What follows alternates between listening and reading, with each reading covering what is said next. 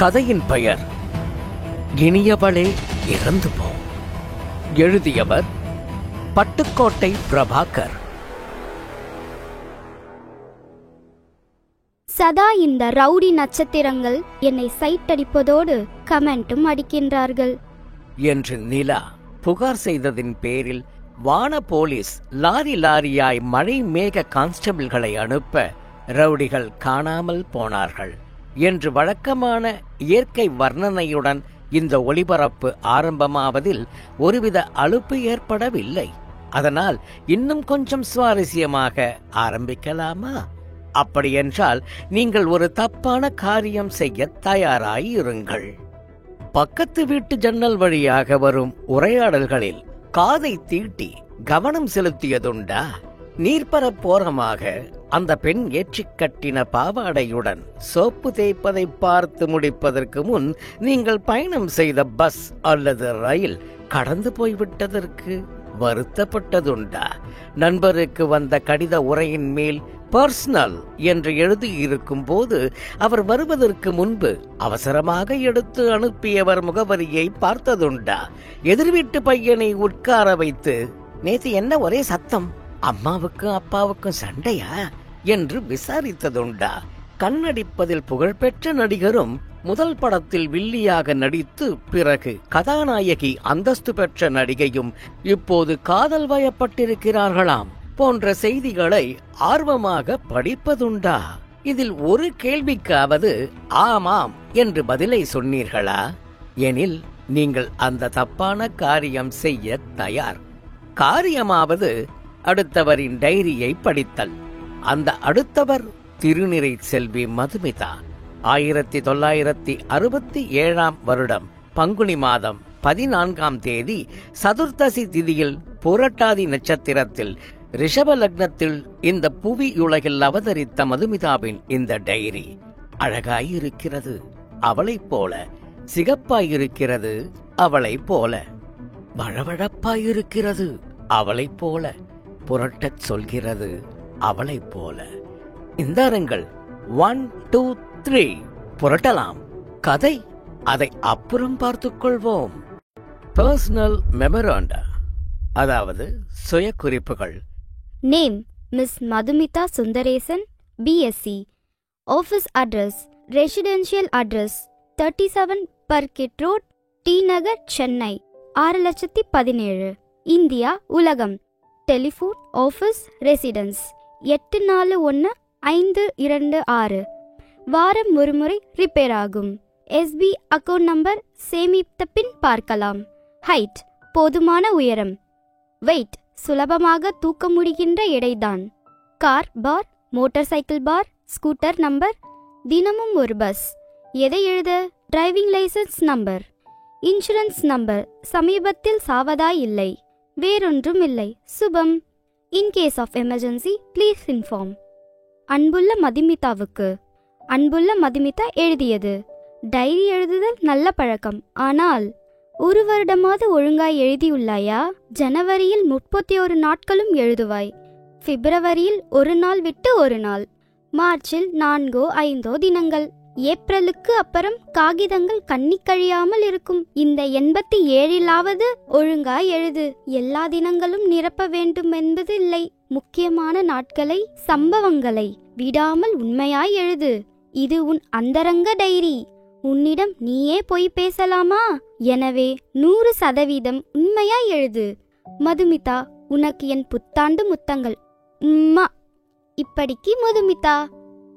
January 1 Thursday. Special class செல்ல பஸ் ஸ்டாப்பில் காத்திருந்தேன். தயங்கி மனோகர் என் பக்கத்தில் வந்தான். பூக்காகிதம் சுற்றின பாசலை நீட்டி உதடுகளை ஈரமாக்கிக் கொண்டு, ஹாப்பி நியூ இயர், என் சின்ன பரிசு என்றான். நான் ஏன் வாங்கிக் கொண்டேன்? திமிர்தானே. போகட்டும், நன்றியாவது சொன்னேனா? ஆனால் அவன் என் பதிலை எதிர்பார்க்காமல் நடந்து போய் பைக்கில் ஏறிக்கொண்டு புகை பரப்பி மறைந்தான். காலேஜ் மரத்தடியில் பாசலை பிரித்து பார்த்தேன். அது இப்போது நான் எழுதும் இந்த டைரி. முதல் பக்கத்தில், இனியவளே மதுமிதா, புத்தாண்டு வாழ்த்துக்களுடன் உன்னவன் உன் மன்னவன் என்று கிறுக்கி இருக்கிறான். எனக்கு சிலிர்க்கவும் இல்லை, புல்லரிக்கவும் இல்லை. ஐயோ பாவமே என்றுதான் இருக்கிறது. மனோகரா மனோகரா, இது சரிப்பட்டு வராதப்பா என்று நாளைக்கு சொல்லிவிடலாமா? சொல்லப் போவதில்லை. நான் அவனை நேசிக்கிறேனா என்பது வேறு விஷயம். ஆனால் நேசிக்கப்படுவதில் ஒரு சுவாரஸ்யம், குஷி, த்ரில், பெருமிதம் எல்லாமே இருக்கிறது. தொடரட்டும் இந்த கண்ணாமூச்சி. எங்கே போய் நிற்கிறது என்றுதான் பார்க்கலாமே. ஜனவரி 12, மண்டே.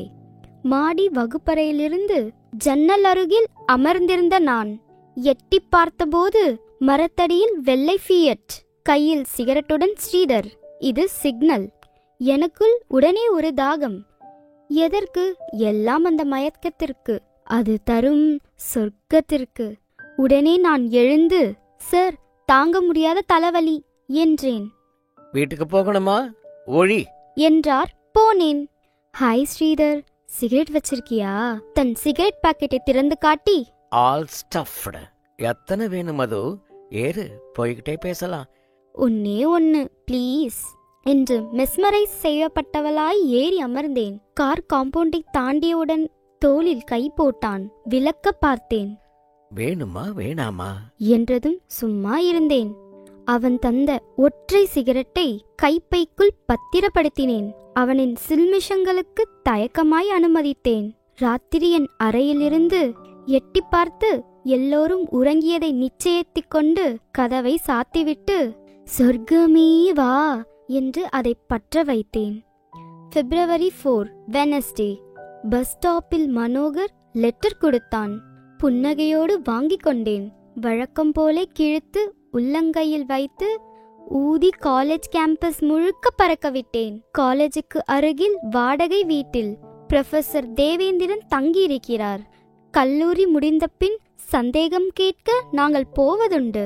இன்று புவனியும் நானும் போனோம். பாட பிரச்சனை முடிந்ததும், நீ போ புவனி, நீ இரு மதுமிதா, ஒரு விஷயம் பேசணும் என்றார். புவனி போனதும், என்ன சார் என்றேன். உன்னோட பர்சனல் விஷயத்துல தலையிடுறது தப்புதான், ஆனா மனசு கேட்கல. ஸ்ரீதர் காலேஜிலேயே 1ஆம் நம்பர் ரோக். அவனோட சேர்ந்து உன்னை பார்த்தேன். லவ் பண்றியா? என் லவ் அவன் மேல இல்ல சார், அவன் தரும் அந்த சிகரெட் மேல், அது தரும் வண்ண கற்பனைகளின் மேல். ஒரு முறை குடித்துப் பாருங்கள், தெரியும் என்று எப்படி அவரிடம் சொல்வேன்? லவ் எல்லாம் கிடையாது சார், இனிமே அவனோட பழகல என்று சொல்லிவிட்டு வந்தேன். நிச்சயமாக அப்படி என்னால், என் நரம்புகளால் இருக்க முடியாது, இருக்கவும் போவதில்லை. March 31, Tuesday. இன்று என் பிறந்த நாள். புதிய உடை, அப்பா அம்மாவின் ஆசிர்வாதம், சாக்லேட்டுகளுடன் காலேஜ் போனேன். காலேஜ் விலாசத்திற்கு ரெஜிஸ்டர் பார்சல் வந்திருக்க அதில் ஒரு வெளிநாட்டு சேலையுடன் கடிதம். இனியவளே, என் பிறந்த நாள் வாழ்த்துக்கள். உன் மௌனம் கலைக்கப்படுமா என்றாவது என்று மனோகர் எழுதியிருந்தான். எனக்குள் ஒரு ஞான உதயம். அனாவசியமாய் ஒருவனை தவிக்க வைத்தல் பாவம். மாலையில் பஸ் ஸ்டாப்பில் காத்திருந்த மனோகரிடம் சேலை பார்சலை நீட்டினேன். என்னை மறந்திடு, எனக்கு உன்மேல் காதல் எல்லாம் கிடையாது, அனாவசியமா கற்பனைகளை வளர்த்துக்காதே. மதுமிதா, ஆனா நான் உன்னை உயிருக்குயிரா. வார்த்தைகளை வேஸ்ட் பண்ணாதே. வேற யாரையாச்சும் பாரு. எனக்கு மாப்பிள்ள உன்ன மாதிரி இல்ல, இன்னும் பெட்டரா இருப்பான். இந்தா சாக்லேட், எனக்கு பிறந்த நாள். ஆனா என் காதல் இறந்த நாள் என்று அவன் டைலாக் ஆரம்பிக்க நான் வந்துவிட்டேன். April 13, Monday. இன்று கடைசி பரீட்சை. சரியாகவே எழுதவில்லை. எண்ணமெல்லாம் ஸ்ரீதர் தரப்போகும் புதிய வகை போதைப் பொருள் அடைத்த சிகரெட்டிலேயே இருந்தது. கிராம் 300 ரூபாயாம். ஹெராயின் எல்லாம் இதனிடம் பிச்சை வாங்க வேண்டுமாம். முதல் இழுப்பிலேயே ஜிவ்வென்று மிதப்பு வருகிறதாம். நான் காலேஜை விட்டு வருவதற்காகவே காத்திருந்து காரின் கதவை திறந்து விட்டான் ஸ்ரீதர். நீ பரீட்சை எழுதலையா என்றான். சிரித்தான். எங்கே போகிறோம் என்றேன். அடையாறில் அவன் தனி பங்களாவில் தான் அதை வைத்திருக்கிறானாம். பங்களாவில் யாருமே இல்லை எங்களை தவிர. அறையின் கதவை சாத்தி, இங்கேயே ஒரு இழுப்பு இழ என்று பற்ற வைத்து தர நான் ஆர்வம் தாங்காமல் இழுத்தேன். உடனே உடம்பெல்லாம் பஞ்சு வைத்து தைத்து கொண்டேன். நரம்புகளின் மேல் கிச்சு கிச்சு மூட்டினார்கள். கலர் கலராய் மத்தாப்பு கொட்டியது. உதடு முழுக்க சிரிப்பு சிரிப்பாய் திமிரியது. ஸ்ரீதர் என் ஒவ்வொரு உடையாய் அவிழ்ப்பது கனவு மாதிரிதான் உணர்ந்தேன். அப்புறம் என்னை படுக்கையில் கிடத்தி, ஓ, இது புது மாதிரியான சொர்க்கம், இது ரகசியமான சொர்க்கம், யாருக்கு தெரியும்? மே 7 Thursday. லீவை உபயோகமாக கழிக்க வேண்டுமாம். டைப்ரைட்டிங் கற்றுக்கொள் என்றார் அப்பா. Thank you daddy. டைப்ரைட்டிங் இன்ஸ்டிடியூட்டின் வாசலில் அப்பா என்னை டிராப் செய்வார் ஸ்கூட்டரில். உள்ளே நுழையவே மாட்டேன். நடந்து தூரத்தில் காத்திருக்கும் ஃபியட்டில் ஏறி நேராய் அடையாறு பங்களா. அங்கே ஸ்ரீதர் இந்த செய்கைக்கு விளக்கம் சொல்வான். நாம் யார துன்புறுத்துறோம், யார் சொத்த பறிக்கிறோம், உனக்கும் சுகம் எனக்கும் சுகம், என்ன புடலங்கா கற்பு, உனக்கு கல்யாணம்னு வர்றப்போ நிறுத்திக்கலாம். கதையிலே வர மாதிரி நீதான் என்ன கட்டிக்கணும்னு கேட்காத. நான் கல்யாணம்னு ஒன்று பண்ணிக்கிறதா இல்லை. தொந்தரவு. நினைச்சவளோட நினைச்சபடி இருக்க முடியுமா? ட்ரெஸ்ல வெரைட்டியா போட்டுக்கல, இதுலயும் வெரைட்டி வேணும். ராஜாக்கள் அந்த புறத்துல 100கணக்கில் வச்சுக்கிட்டாங்களே, எதுக்கு வெரைட்டி? மயக்கத்தில் இருப்பதாலோ என்னவோ அவன் சொல் எப்போதுமே எனக்கு நியாயமாகவே படுகிறது. கூட டைப் படிக்கும் புவனியிடம் வெரைட்டி பத்தி என்ன நினைக்கிற என்று விளக்கமும் சொல்லி கேட்டபோது உவ்வே என்றாள். வர வர நீ சரியில்லை என்றாள். June 20 Saturday. டைப் படித்து விட்டு வெளியே வந்தபோது, ஒரு நிமிஷம் மதுமிதா என்ற பழகின குரலுக்கு நிமிர்ந்தேன். அடர்த்தியாய் தாடியோடு மனோகர். நீ பிஎஸ்சி பாஸ் பண்ணதுக்கும் அதே காலேஜில் எம்எஸ்சி சேர்ந்ததுக்கும் என் பாராட்டுக்கள். ஏன் என்னையே சுத்தி வர? இது என்ன தாடி, காதல் தோல்வியா என்றேன் கிண்டலாக. சிரிக்காத, உனக்கு விளையாட்டு, எனக்கு பூஜிக்கிற விஷயம். உன்கிட்ட நிறைய பேசணும். பக்கத்துல தான் வீடு, வரியா என்றான். இல்ல, நான் போகணும். நான் ஏன் வரணும்? உனக்கு நான் காதலன் இல்ல, ஆனா இன்னும் கூட எனக்கு நீதான் காதலி மதுமிதா. எனக்குள்ள ஆசைகளை நீதான் வளர்த்த. ப்ளீஸ் என்ன நேசி என்று கெஞ்சினான்.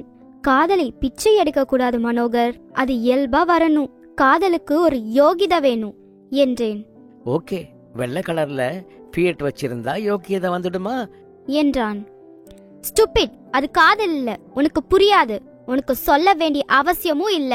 காதலிக்க எனக்கு தான் யோகிதை இல்லைன்னு சொன்னேன். விருட்டென்று நடந்து வந்து விட்டேன். Poor boy.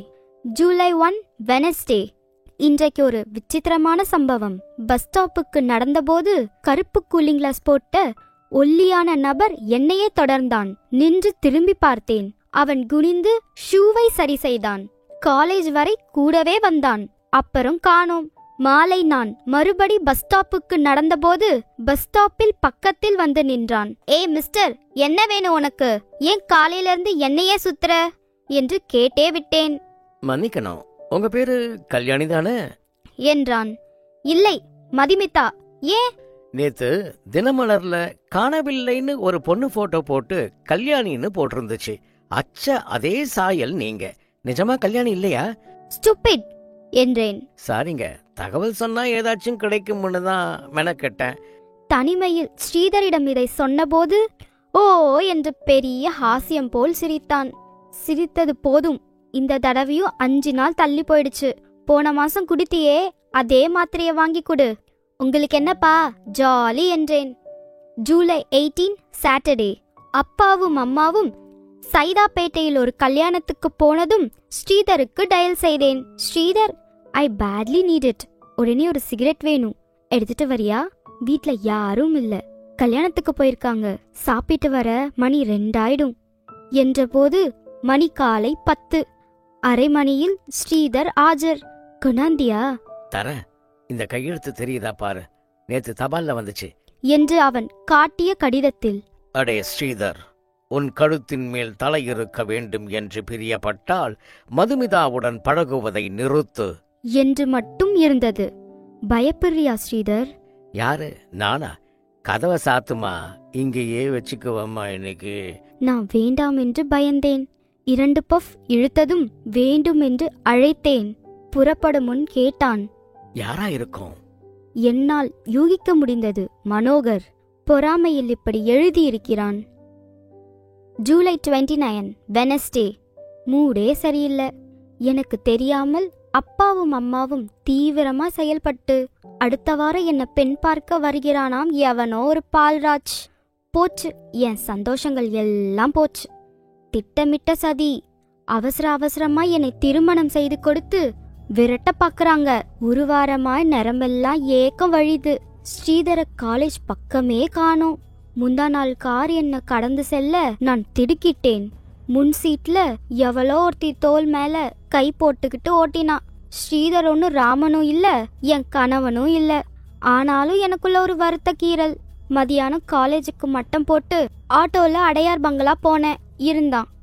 ஸ்ரீதர் எனக்கு கல்யாணம் பண்ண போறாங்க என்றான். எனக்கு இஷ்டமில்ல. எனக்கு நீயும் தினமும் ஒரு சிகரெட்டும் போதும் என்று அழுதேன். ஆடின ஆட்டம் போதும், இதான் நேரம். சரின்னு சொல்லிடு, இனிமே என்ன பார்க்க வராத என்றான் கண்டிப்பாக. புரட்டினது போதும். டைரியில் இனிமேல் அனைத்தும் வெள்ளை பக்கங்கள் தான்.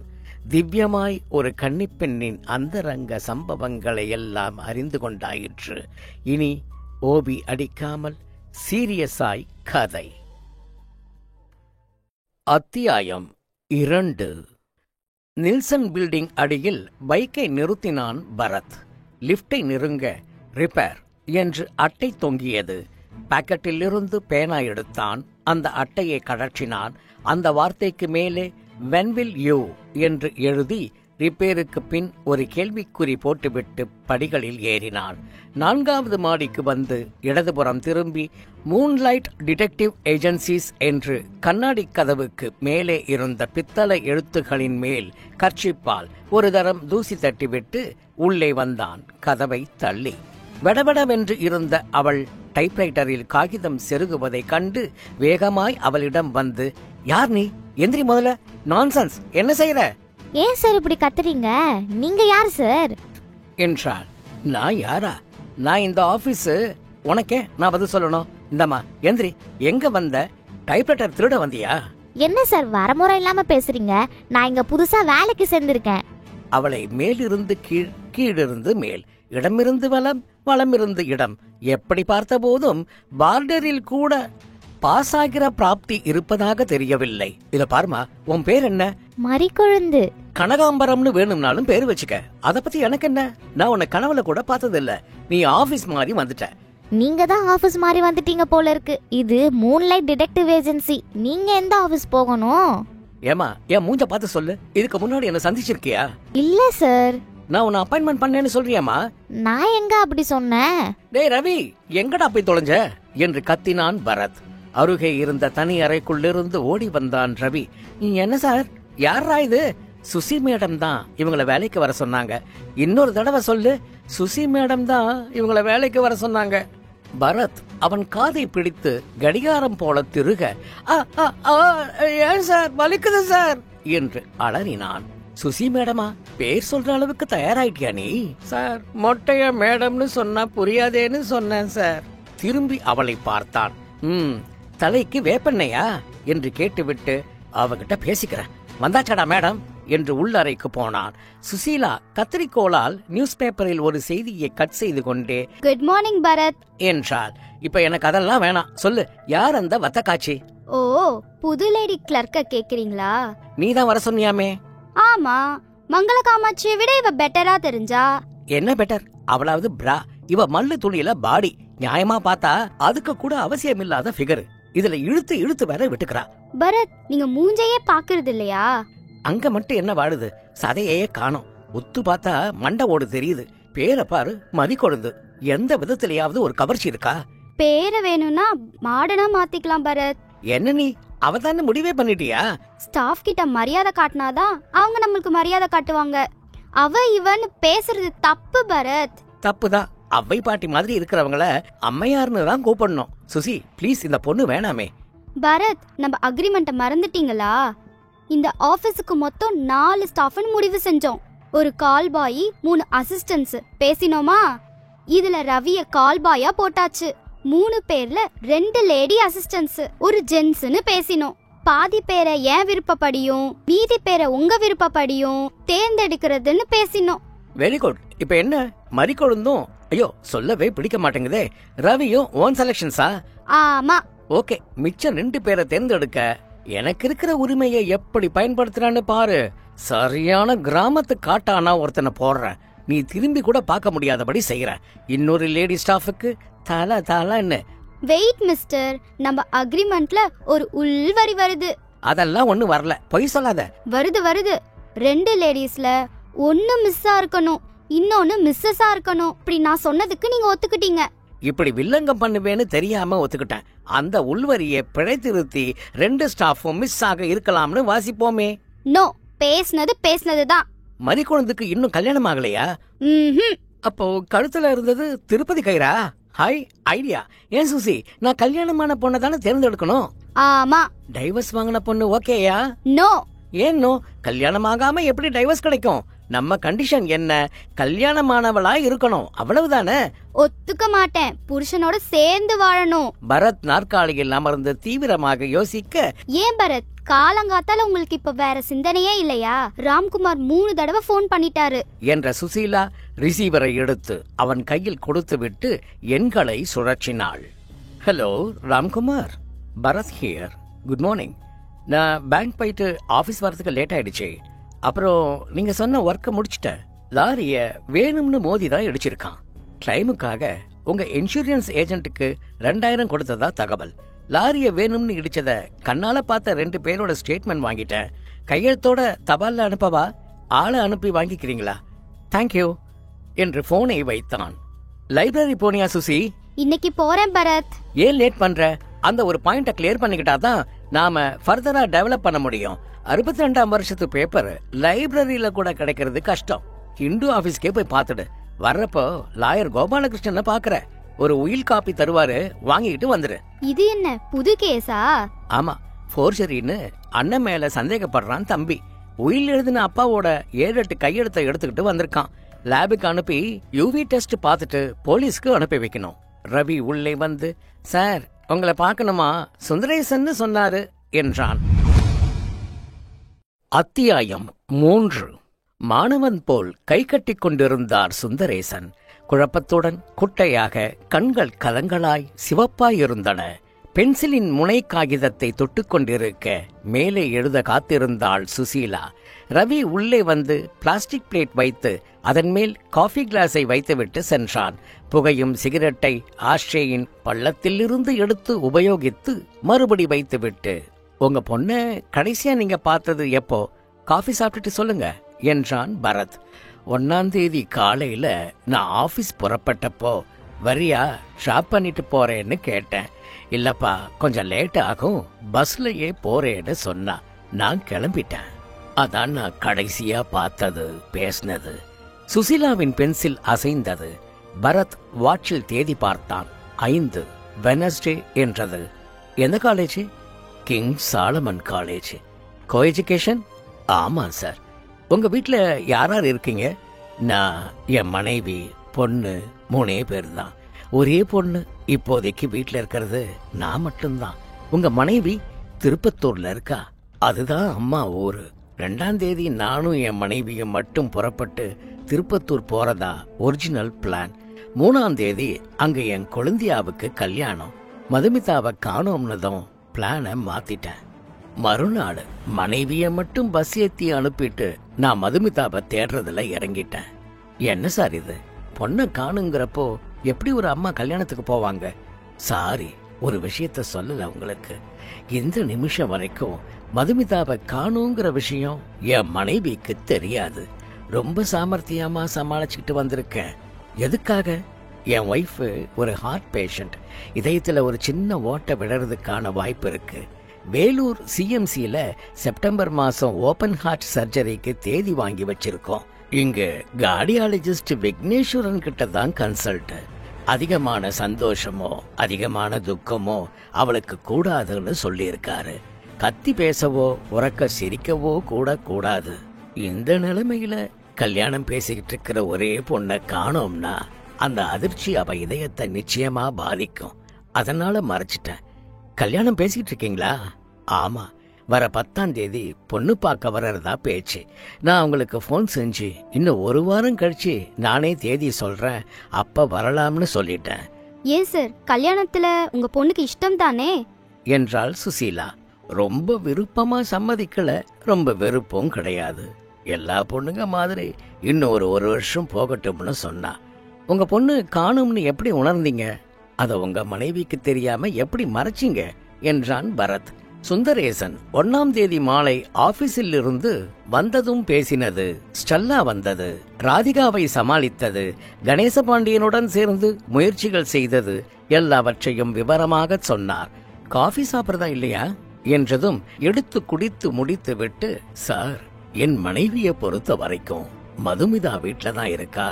10ஆம் தேதி பொண்ணு பார்க்க வரதால 9ஆம் தேதி புறப்பட்டு வரதா லெட்டர் எழுதியிருக்கா. வந்து அவ விவரம் தெரிஞ்சுக்கிட்டான்னா நிச்சயம் ஐ வில் லூஸ் ஹர். இந்த 4 நாளும் நானும் என்னென்னவோ முயற்சிகள் எடுத்து பார்த்துட்டேன். அவளை பத்தி எந்த தகவலும் கிடைக்கல. போலீஸுக்கு போறதுல எனக்கு விருப்பமும் இல்லை. பையனா இருந்தா போகலாம், வயசு பொண்ணு பேப்பர்ல வந்துடும். அதனாலதான் உங்ககிட்ட வந்திருக்கேன் சார். எங்களுக்கு ஒரே பொண்ணு சார், எப்படியாச்சும் நீங்க தான்.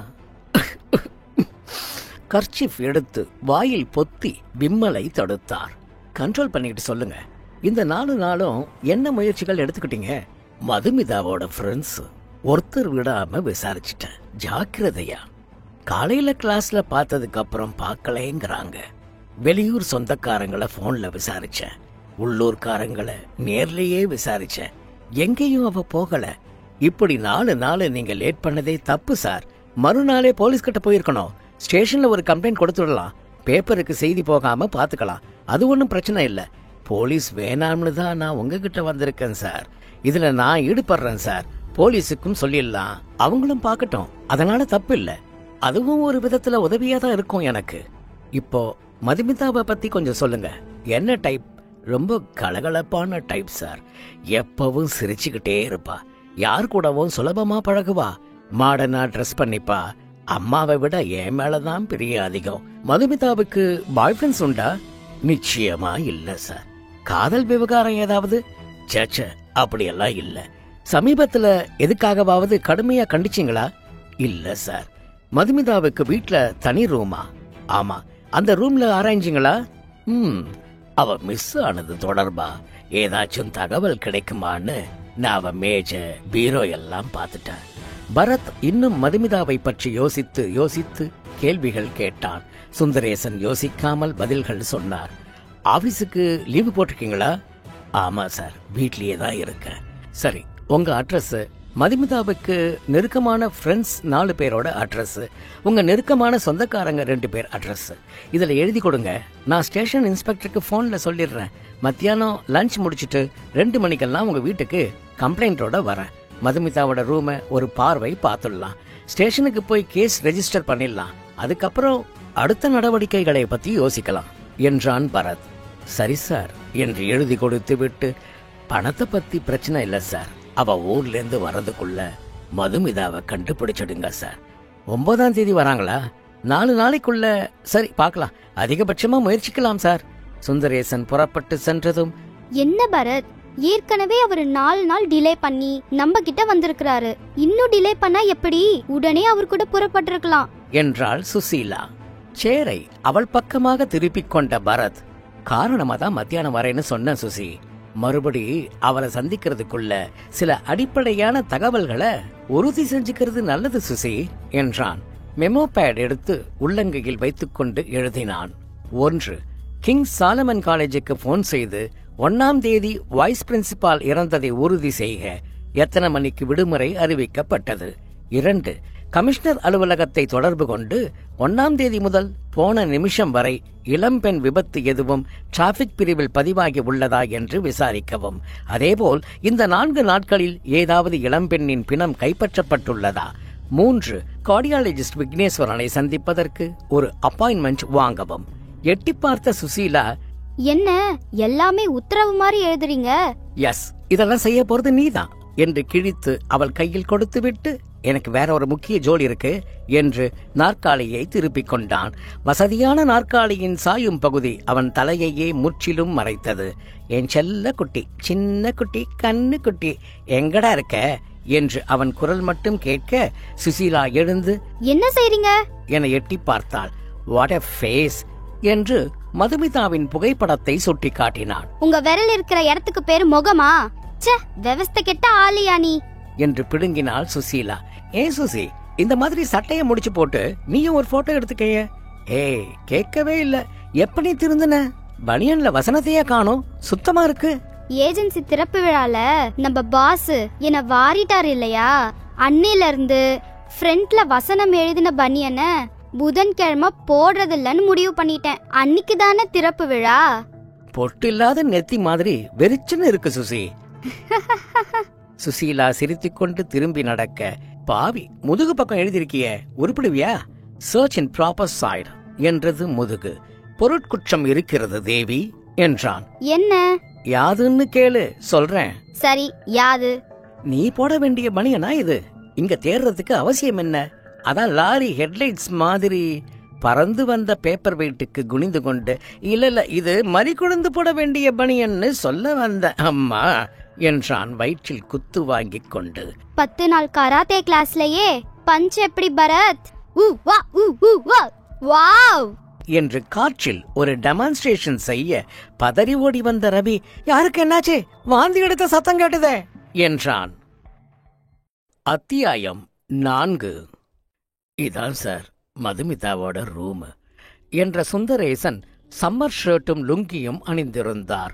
பரத் கைகளை மார்புக்கு குறுக்கே கட்டியிருந்தான். சுசீலா டேப்பில் கேசட் போட்டு ரிவர்ஸ் செய்து கொண்டிருந்தாள். மர அலமாரி மேல் ஆடிடாஸ் பனியனில் போரிஸ் பெக்கர் டென்னிஸ் மட்டையை ஓங்கிக் கொண்டிருக்க, அருகே அவுட்லைன் கத்தரிக்கப்பட்ட வியர்த்த சட்டை அணிந்த மரடோனா கையில் எதிலோ வென்ற கோப்பையில் சூரிய சிதறல் மட்டையை தோளில் சாத்தி வெளிச்சத்திற்காக கண் சுருக்கும் ஸ்ரீகாந்த். அவளுக்கு ஆல்மோஸ்ட் எல்லா மேட்ச்லயும் இன்ட்ரெஸ்ட் உண்டு. ஏதாவது விளையாடுவாங்களா? எப்பயாவது செஸ் என் கூட விளையாடுவா. படுக்கையின் விரிப்பு அழுக்காய், தலையணை உரையை விட்டு பிதுக்களாய், நாற்காலி முதுகில் மிடி, கொடிக்கயிற்றில் 2 பேன்களின் பின்னின 4 கால்கள், சலவைக்கான துணி போடும் பிளாஸ்டிக் பக்கெட் நிரம்பி ஒரு கருப்பு பிராவின் ஸ்ட்ராப் வெளியே தலை நீட்டி இருக்க, மதுவுக்கு ரூம சுத்தமா வச்சிருக்கணுங்கிற அக்கறையே கிடையாது. அவங்க ட்ரெஸ்ல எதுவும் குறையுதா? What you mean mister? இல்ல, இந்த மிஸ்ஸிங் அவங்கள மீறின செயலா இல்ல திட்டமிட்ட செயலான்னு தெரிஞ்சுக்க கேட்டேன். பிளான் பண்ணி புறப்பட்டு போயிட்டாளான்னு சொல்றீங்களா? நெவர். அவ அப்படி இல்ல. Madhumitha is a child.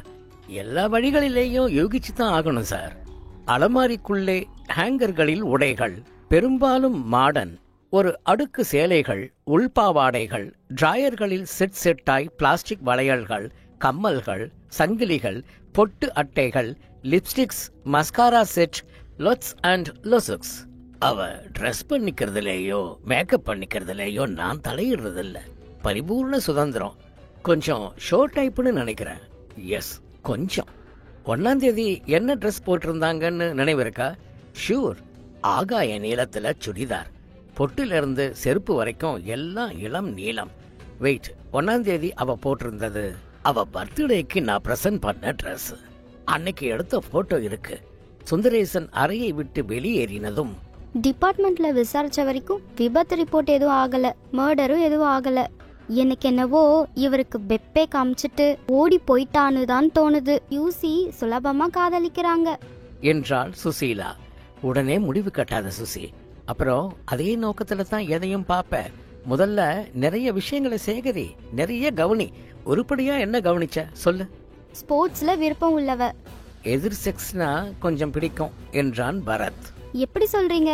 ஸ்போர்ட்ஸ்ல வீராங்கனைகளை கத்திரிச்சு ஓட்டுறது தானே. ஒரு நவரட்டிலோவா இல்லையா? பிடி உஷா இல்லையா? பாரு, பாத்ரூம் கதவுல சட்டை போடாத கமல்ஹாசன். சுந்தரேசன் கொண்டு வந்தது அவர்களின் குடும்ப ஆல்பம். மேலெழுந்த வாரியாக புரட்டின போது, இது என் கல்யாணத்தப்போ எடுத்தது, இது மாப்பிள்ளை அழைப்பு, இது இந்த வீட்டுக்கு குடி வந்தப்போ எடுத்தது, இது கல்லணையில வச்சு எடுத்தது, இந்த குட்டி பொண்ணுதான் மதுமிதா. அடுத்தடுத்த பக்கங்களில் மதுமிதா சீராக வளர்ந்தாள். அப்புறம் வளர்ந்த மதுமிதா விதவிதமாய் சிரித்தாள், பார்த்தாள். இளம் நீல சுடிதார் போட்டுக்கொண்டு குனிந்து மெழுகுவர்த்தி ஊதினாள். இந்த கடைசி போட்டோவை மட்டும் எடுத்து என்கிட்ட கொடுங்க. ரூமை மேற்கொண்டு பாப்பமா. இதான் படிக்கிற மேஜையா? சுவரை ஒட்டி மேஜை, மேஜை மேல் பிளாஸ்டிக் விரிப்பு, அதன் மேல் புத்தகங்கள், நோட்டுகள், ஸ்டாண்டர்ட் ஸ்கெட்ச் பேனாக்கள், இங்க் பேனாக்கள், 3 டிராயர்களிலும் பாட சம்பந்தப்பட்ட புத்தகங்கள். மேஜை மேல் இருந்த ஒரு புத்தகத்திற்கு ஏதோ ஆங்கில வளவள பத்திரிகையின் கலர் பக்கத்தில் அட்டை போடப்பட்டிருக்க, இந்த நடிகை யாரு சுசி என்றான். ஐயோ, இது நடிகை இல்ல, ஸ்போர்ட்ஸ் கேர்ள். இந்திய நட்சத்திரங்கள்ல ஒண்ணு, ஷைனி ஆப்ரகம். தெரியல? அட ஆமா, ஸ்போர்ட்ஸ் ட்ரெஸ்லயே படங்கள்ல பார்த்ததால டக்குன்னு அடையாளம் தெரியல. ஏன் சார், உங்க பொண்ணுக்கு டைரி எழுதுற பழக்கம் உண்டா? என்றவர் வெயிட் என்று யோசித்தார். அவசரம் இல்ல, யோசிங்க. எழுதுற பழக்கம் இல்லைன்னு தான் நினைக்கிறேன். இருந்தா இங்க தானே இருக்கணும். இணைந்த பாத்ரூம்குள் இடுப்பு வரை சுவர்களில் சதுர டைல்ஸ் பதிக்கப்பட்டிருந்தன. Wash basin, shower, towel rod, soap stand, ஈரமே இல்லாத தரை. இந்த பாத்ரூமை வேற யாரு உபயோகிப்பாங்க? மதுமிதாவை தவிர வேற யாரும் உபயோகிக்கிறது இல்ல. என் ரூம்ல ஒன்னு இருக்கு, பொதுவா ஒரு பாத்ரூம் இருக்கு. வாங்க, ஹாலுக்கு போகலாம். ஹால் வந்து சோஃபாவில் அமர்ந்தார்கள். எக்ஸ்கியூஸ் மீ என்று சிகரெட் பற்ற வைத்துக் கொண்ட பரத், இப்ப சார் கொஞ்சம் ஒளிவு மறைவு இல்லாம பேசுவோம். நீங்க எங்க கிட்ட இருந்து எந்த தகவலையும் மறைக்கலையே. நான் எதுக்கு மறைக்கணும்? உறுதி செஞ்சுக்கிட்டேன். மதுமிதாவோட ரொட்டீன் எப்படி, ஒரு நாள் எப்படி கழியும், எழுந்திருக்கிறதுல இருந்து தூங்குற வரைக்கும் சொல்லுங்க. காலையில 7-7:30 தான் எழுந்திரிப்பா என்று கதிரேசன் ஆரம்பித்ததும் மடியில் தயாராய் வைத்திருந்த டேப்பை சுழல விட்டு பதிவு செய்தாள் சுசீலா. முடிந்ததும் எழுந்தான் பரத். பேண்ட் போட்டுட்டு வாங்க, ஸ்டேஷன் வரைக்கும் போயிட்டு வந்துடலாம். சுசி, மதுமிதா லேசுப்பட்ட ஆள் இல்ல. வெளி உலகத்துக்கு ஒரு முகமும் அந்தரங்கமா இன்னொரு முகமும் இருக்கணுங்கிறது ஏன் யூகம். எதை வச்சு இந்த யூகம்? பாத்ரூம்ல பார்த்ததை வச்சு. என்ன பாத்தீங்க? ஃப்ளஷ் அவுட்ல ஒரு சிகரெட் துண்டு மிதக்குது Suchi. That is Madhumita's private toilet. So Madhumita ரகசியமா தம் அடிக்கிற குட்டின்னு சந்தேகிக்கலாம். நீயும் தானே 1 மணி நேரமா என்னோட அந்த ரூம்ல இருந்த. உன் கண்ணில் ஏதாவது தென்பட்டுச்சா? கைக்கே கிடைச்சிருச்சு பரத். அதுவும் முக்கியமான விஷயம். என்ன அது? போலாமா என்று வந்தார் சுந்தரேசன். அப்புறம் சொல்றேன் என்று ஜாடை காட்டினாள் சுசீலா. அத்தியாயம் 5. கம்ப்ளைண்ட்டும் ஒரு பிளாக் அண்ட் ஒயிட் புகைப்படமும் தந்துவிட்டு we will try our best என்று இன்ஸ்பெக்டர் சுரேஷ் மேனன் சொன்ன வார்த்தைகளை வாங்கி வைத்துக்கொண்டு வெளியேறி, நாளைக்கு காலையில மறுபடியும் சந்திக்கலாம் சார் என்று சுந்தரேசனை அனுப்பிவிட்டு பைக்கில் பயணப்பட்ட போது சுசீலா சொன்னாள், அந்த ஹோட்டல் வாசல்ல நிப்பாட்டுங்க. ஏன் பசிக்குதா? இப்பதானே ஸ்டேஷன்ல காஃபி சாப்பிட்டோம். சொன்னபடி நிறுத்தினா ஏசி ரூம்குள்ள போனதும் சுந்தரேசன் வீட்ல எனக்கு கிடைச்ச தடயத்தை காட்டலான்னு நினைச்சேன். மதியம் 3:30க்கு அந்த குளிர் அறையில் இவர்களை தவிர வேறு யாரும் இல்லை. சர்வர் ஏசி போட்டு தண்ணீர் வைத்து சூடா பஜ்ஜி இருக்கு சார் என்றான். 2 ரோஸ் மில்க் மட்டும். அவன் போக, என்ன சுசி என்றான் பரத். மதுமிதாவோட படுக்கைக்கு அடியில மெத்தைய தூக்கி பார்த்தேன். பலான புஸ்தகம் ஏதாச்சும் கிடைக்குமான்னு. எனக்கு முன்னுரை எல்லாம் வேணா. 1987 வருஷத்து டைரி. வாவ், எங்க எங்க? சுசீலா எழுந்து எதிர் நாற்காலியில் இருந்து அவன் அருகில் வந்து டக் செய்திருந்த பனியனை உயர்த்தினாள். வயிற்றோடு ஒட்டி கொண்டிருந்த சிகப்பு டைரியை பேண்டில் இருந்து உருவி எடுத்தான் பரத் அவசரமாக. மேஜைக்கு மட்டும் சிந்தின வட்ட ஒளியின் எல்லைக்குள் டைரியை வைத்து புரட்டினான். சுசீலாவும் எட்டி பார்த்தாள். இனியவளை மதுமிதாவில் ஆரம்பித்து கடைசியாக எழுதப்பட்ட ஜூலை 29ஆம் தேதியில் இனிமே என்ன பார்க்க வராதே என்றான் கண்டிப்பாக. 80 வரையில் குறுக்கே எதுவுமே பேசிக்கொள்ளாமல் வைக்கப்பட்ட ரோஸ் மில்க் பக்கமாக திரும்பி கூட பார்க்காமல் படித்தார்கள். வெரி குட், வேண்டிய தகவல் அவ்வளவு இருக்கு சுசி. நான் சொல்லல மதுமிதாவுக்கு இன்னொரு முகம் உண்டுன்னு. இதுதான் அது என்று டைரியை மூடினான் பரத். பரத், ட்ரக் அடிஷன் இவ்ளோ வெறித்தனத்தை தூண்டுமா பரத்? தூண்டி இருக்கேன். செக்ஸ ரொம்ப சகஜமா கை குலுக்கிற மாதிரி எடுத்துக்கிற மனநிலைய கொடுத்திருக்க. Very bold girl Suchi. வீட்ல கொஞ்சம் கூட தெரியாம மறைச்சிருக்க முடியுமா பரத்? முடியும். தனி ரூமு, பெரும்பாலும் ராத்திரி தூங்குறதுக்கு முன்னாடி குடிப்பா போல இருக்கு. காலையில எழுந்து எல்லாத்தையும் சுத்தம் பண்ணி ஃப்ளஷ் அவுட்ல போட்டு தண்ணி ஊத்திடுவா போல இருக்கு. இந்த டைரிக்கு அப்புறம் தான் மதுமிதாவோட தலைமறைவுக்கு ஒரு அர்த்தம் வந்திருக்கு. ரோஸ் மில்க் எடுத்துக்கோங்க. அவசரமாக சிந்தனையாக உறிஞ்சினான். சுவர் சந்துகளில் கசிந்த சங்கீதம் கவனிக்கப்படாமல் சிதறிக்கொண்டிருக்க முக்கோண பிளாஸ்டிக் தட்டில் பில் மேல் ஸ்பூன், சர்வர் வாயில் பல் மேல் சிரிப்பு. பரத் பாக்கெட்டில் இருந்து பால்முனை பேனா எடுத்து தலையில் அமுத்தி சுசீலாவிடம் நீட்டி, சொல்றேன் எழுதிக்கோ என்றதும் சுசீலா கைப்பையின் ஜிப் இழுத்து நோட்புக் எடுத்துக்கொண்டாள். மனோகர் யார்? அட்ரஸ் என்ன? ஸ்ரீதர் யார்? அட்ரஸ் என்ன? மதுமிதாவை ஒரு நாள் முழுக்க தொடர்ந்தவன் யார்? ஏன் ஸ்ரீதருக்கு மிரட்டல் கடிதம் எழுதினது யார்? இந்த கேள்விக்கெல்லாம் பதில் வேணும் சுசி. எங்கே கிடைக்கும்? ஸ்பென்சர்ல கேட்கலாமா? சீரியஸ் மூட்ல இருக்கேன், கவனத்தை திசை திருப்பாத. கொஞ்சம் நாய் அலைச்சல் அலையணும் சுசி. முதல்ல மதுமிதாவோட ஃப்ரெண்ட்ஸ பார்க்கலாம். ஏன் பரத், சுந்தரேசன் கிட்ட டைரிய பத்தி இப்போதைக்கு மூச்சு விட வேணாம். ஏன் அவரையே கேட்கலாமே. உங்களுக்கு மனோகரையும் ஸ்ரீதரையும் தெரியுமான்னு. வேணாம், 2 காரணத்துக்காக வேணாம். தன் பொண்ணு மேல ஒரு உயர்ந்த இமேஜ் வச்சிருக்காரு, இப்ப அதை நொறுக்க வேணாம். இன்னொன்னு, சுந்தரேசன் எத்தனை சதவீதம் நம்ம கிட்ட உண்மை பேசியிருக்காருன்னு தெரியல. சோ பரத் பாக்கெட்டிலிருந்து காகிதம் எடுத்து முதல்ல புவனி என்றான். சுசீலா ரிஸ்டில் வாட்ச் பார்த்து, காலேஜ் விட்டு வீடு வர நேரமாகும் பரத். நேரா காலேஜுக்கு போறோம் சுசி. போய் புவனியோட பக்கத்து வீட்டுக்காரி நீ. புவனியோட அம்மாவுக்கு உடம்பு சரியில்லை, கையோட கூட்டிட்டு வர சொன்னாங்கன்னு ஆபீஸ் ரூம்ல சொல்ற. உடனே அவங்க புவனியோட கிளாஸுக்கு பியூனை அனுப்பி பதட்டமே இல்லாமல் புத்தகங்களை மார்போடு அணைத்துக் கொண்டு மரத்தடிக்கு வந்த புவனி புடவை கட்டியிருந்தாள். நெற்றியில் குங்குமம், அடியில் விபூதி கோடு. அவளுடன் நடந்து வந்தாள் சுசீலா. மரத்துக்கு நேர் மேலே சுதி குறைந்த சூரியன்.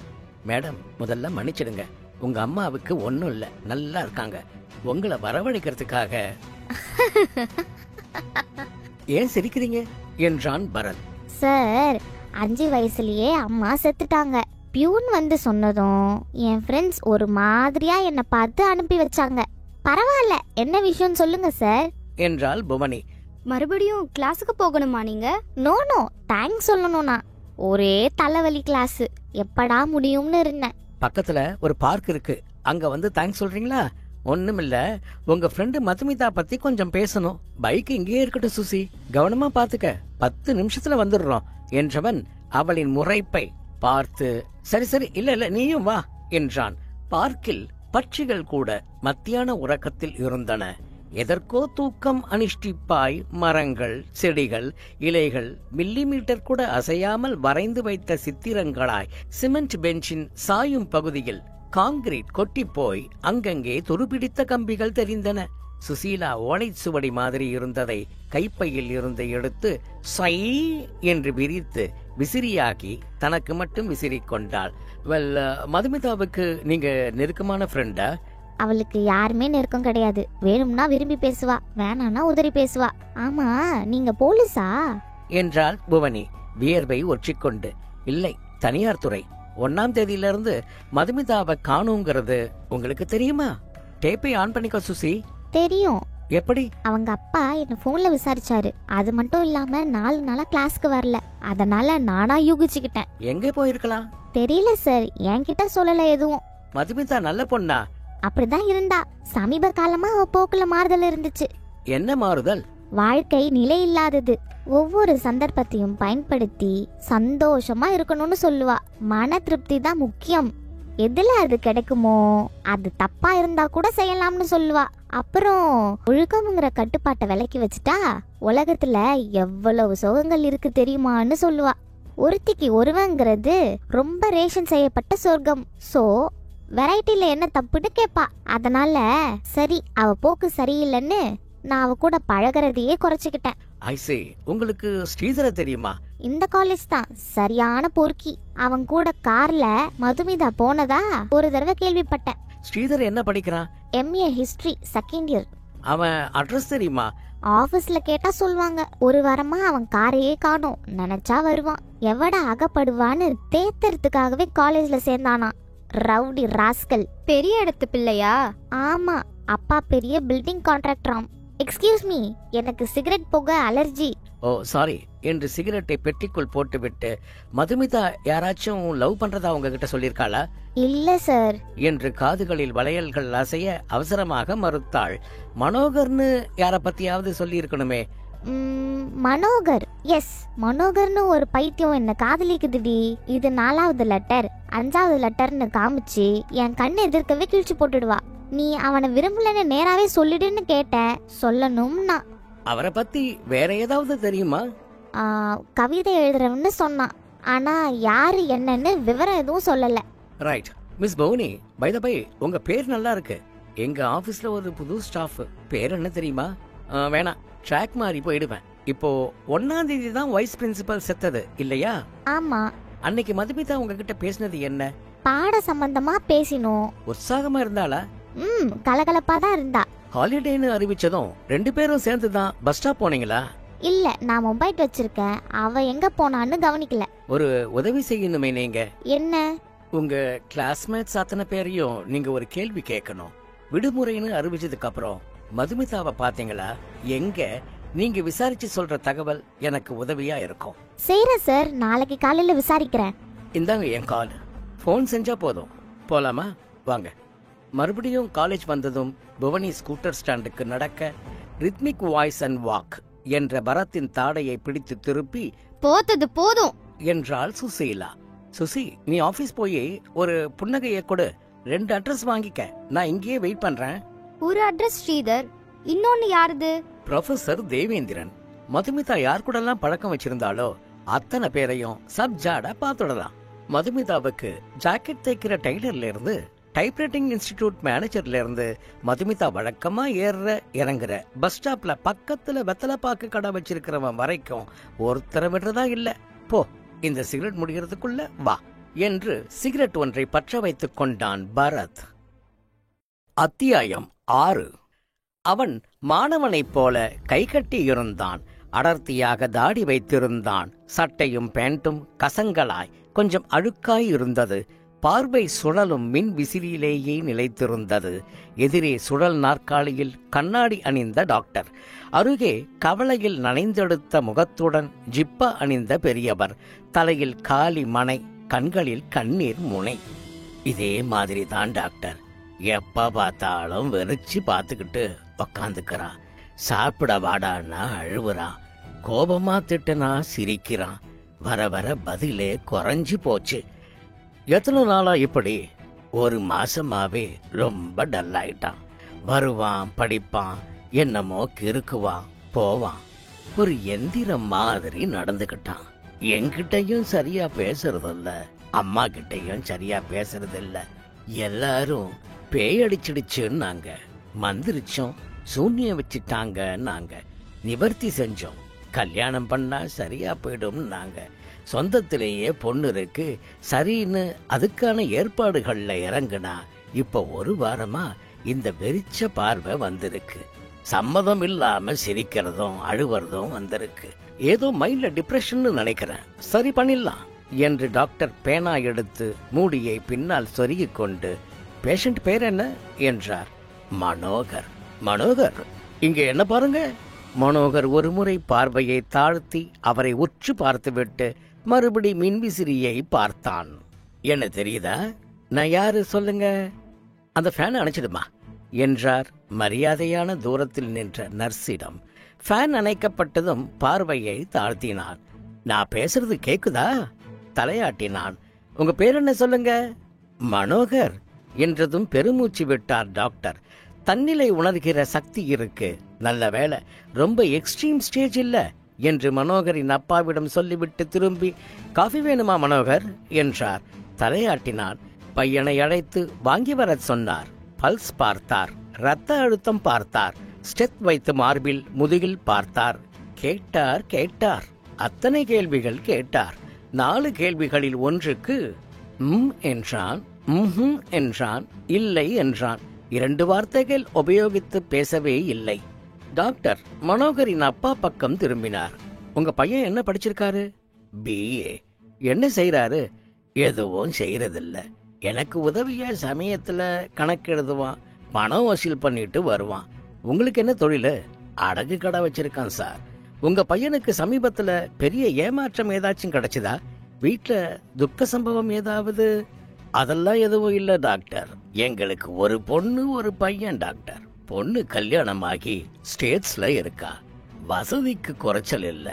வீட்ல இவனுக்கு எந்த குறையும் இல்ல. பைக் வேணும்னு கேட்டான். மறுக்காம உடனே வாங்கி கொடுத்த. அவன் போக்குல நானும் சரி, அவங்க அம்மாவும் சரி, எந்த தடையும் சொல்றதில்ல. சதா கவிதை எழுதுவான். பத்திரிக்கைகள்ல கூட வந்திருக்கு 1-2. அவன் சந்தோஷத்துக்கு குறுக்க நிக்கிறதில்ல. இவர் எழுதின கவிதைகள்ல நான் பார்க்கணுமே. நாளைக்கு எடுத்துக்கிட்டு வரேன் டாக்டர். ஒரு 2 ஸ்கொயர் நோட்டு பூரா எழுதி வச்சிருக்கான். காலையில 6 மணிக்கு இங்கே வேணாம், என் வீட்டுக்கு அழைச்சிட்டு வரீங்களா? இப்பதான் ஒரு வார்த்தை பேச வச்சிருக்கேன். கொஞ்சம் ஃப்ரீயா பேச வைக்கணும். மனசுல என்ன இருக்குன்னு தெரிஞ்சுக்கணும். அதுக்கப்புறம் தான் முறையா ட்ரீட்மெண்ட் ஆரம்பிக்க முடியும். இப்போதைக்கு ஒரு மாத்திரை எழுதி தரேன். இது மனசை அமைதிப்படுத்தும், நல்ல தூக்கத்தை கொடுக்கும். அப்பா எழுந்து கொண்டு காலையில வரும் டாக்டர் என்று கை கூப்பினார். வாப்பா மனோ, எந்திரி. மனோகர் கட்டின கையை பிரிக்காமல் டாக்டரின் பேனாவையே பார்த்து கொண்டிருந்தான். 3 முறை அழைத்து தோளில் கை வைத்து உசுப்பியதும் எழுந்தான். அத்தியாயம் 7. கிங் சாலமன் காலேஜில் இருந்து விலாசங்களோடு புறப்பட்டனர் பரத், சுசீலா இருவரும். நேரா ஆபீஸ். அங்கிருந்து ஸ்ரீதருக்கு முதல்ல ஒரு போன், அதுக்கப்புறம் தான் சந்திப்பு, அதுக்கப்புறம் ப்ரொஃபசர் என்ற பரத் வழியில் ஹிந்து ஆபீஸ் வாசலில் சுசீலாவை இறக்கிவிட்டு, இங்க வேலையை முடிச்சிட்டு வக்கீல் கிட்ட உயில் காப்பி வாங்கிக்கிட்டு ஆட்டோல வந்துடு என்று விட்டுவிட்டு ரவி கதவு திறந்துவிட ஆபீஸுக்குள் நுழைந்தான். தனி அறைக்குள் வந்ததும், ரவி, அந்த அம்மாவை உள்ள வர சொல்லு. மறிக்கொழுந்து உள்ளே தயக்கமாய் வந்து, சார், உங்களை தெரியாம சரிக்கு சரி வாய் பேசிட்டேன், என்ன மன்னிச்சிடுங்க என்றாள். மன்னிக்கிறதுக்கு சில கண்டிஷன்ஸ் இருக்கு. என்ன கண்டிஷன் சார்? இந்த நிமிஷத்திலிருந்து உன் பேர் மாதவி.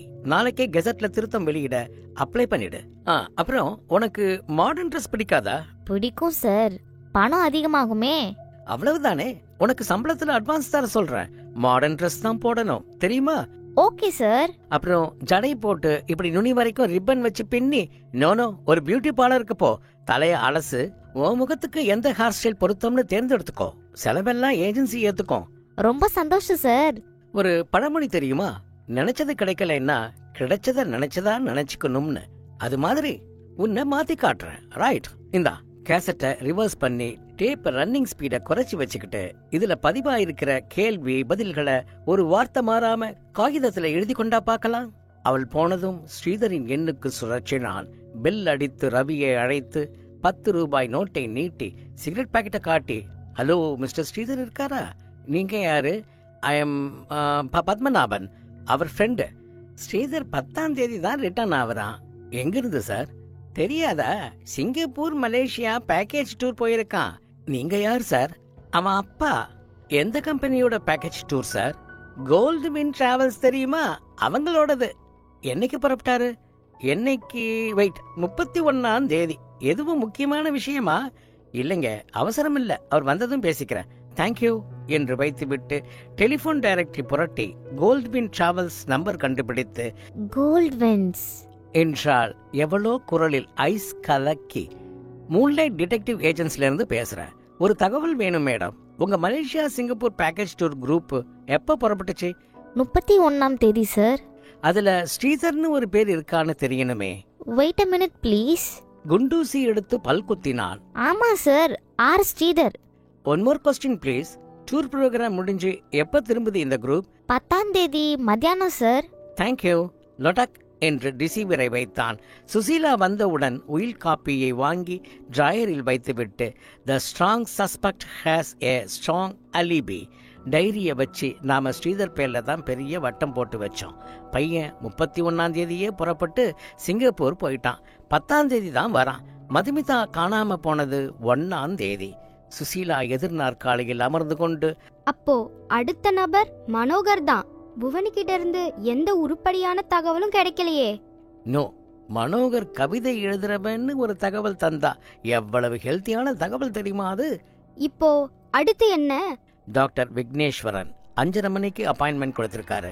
அவரை பார்த்துட்டு சுந்தரேசன் ஃப்ரெண்ட் கணேச பாண்டியனை பார்த்துட்டு மதுமிதாவோட ஃப்ரெண்ட்ஸ்ல இன்னொருத்திய பார்த்துட்டு நான் வீட்டுக்கு வந்துடுறேன். நீ 5 மணிக்கு ஆஃபீஸ் மூடிட்டு ஒரு ஆட்டோ பிடிச்சுக்கிட்டு நேரா ப்ரொஃபசர் தேவேந்திரனை பாரு.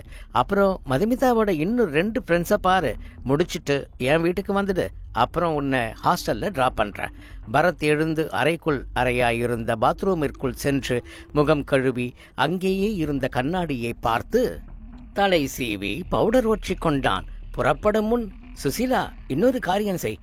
கவிதைகள் அதிகம் வெளியிடுற பத்திரிகை ஆபீஸ்களுக்கு போன் செஞ்சு மனோகர்னு ஒரு கவிஞர் இருக்காரான்னு விசாரி. ஹிகின்பாதம்ஸ்ல மனோகர்னு ஒருத்தர் எழுதின கவிதை தொகுப்பு எதுவும் இருக்கான்னு கேளு. பிரபலமானவர்கள் விலாசங்கள்ல இருந்து போன் உள்ள கவிஞர்களுக்கெல்லாம் போன் போட்டு கேளு. ஏதாச்சும் ஒரு இடத்துல மனோகர் பத்தி தகவல் கிடைச்சிடும். அப்புறம் மரிக்குழந்தோட புதிய பெயர் மாதவி.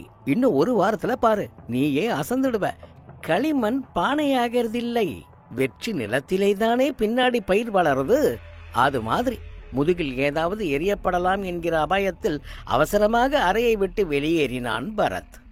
அத்தியாயம் 8. டை கட்டியிருந்த தலை, நரைத்திருந்த தடித்த கண்ணாடி அணிந்த உதடு, கருத்திருந்த டாக்டர் விக்னேஸ்வரன்.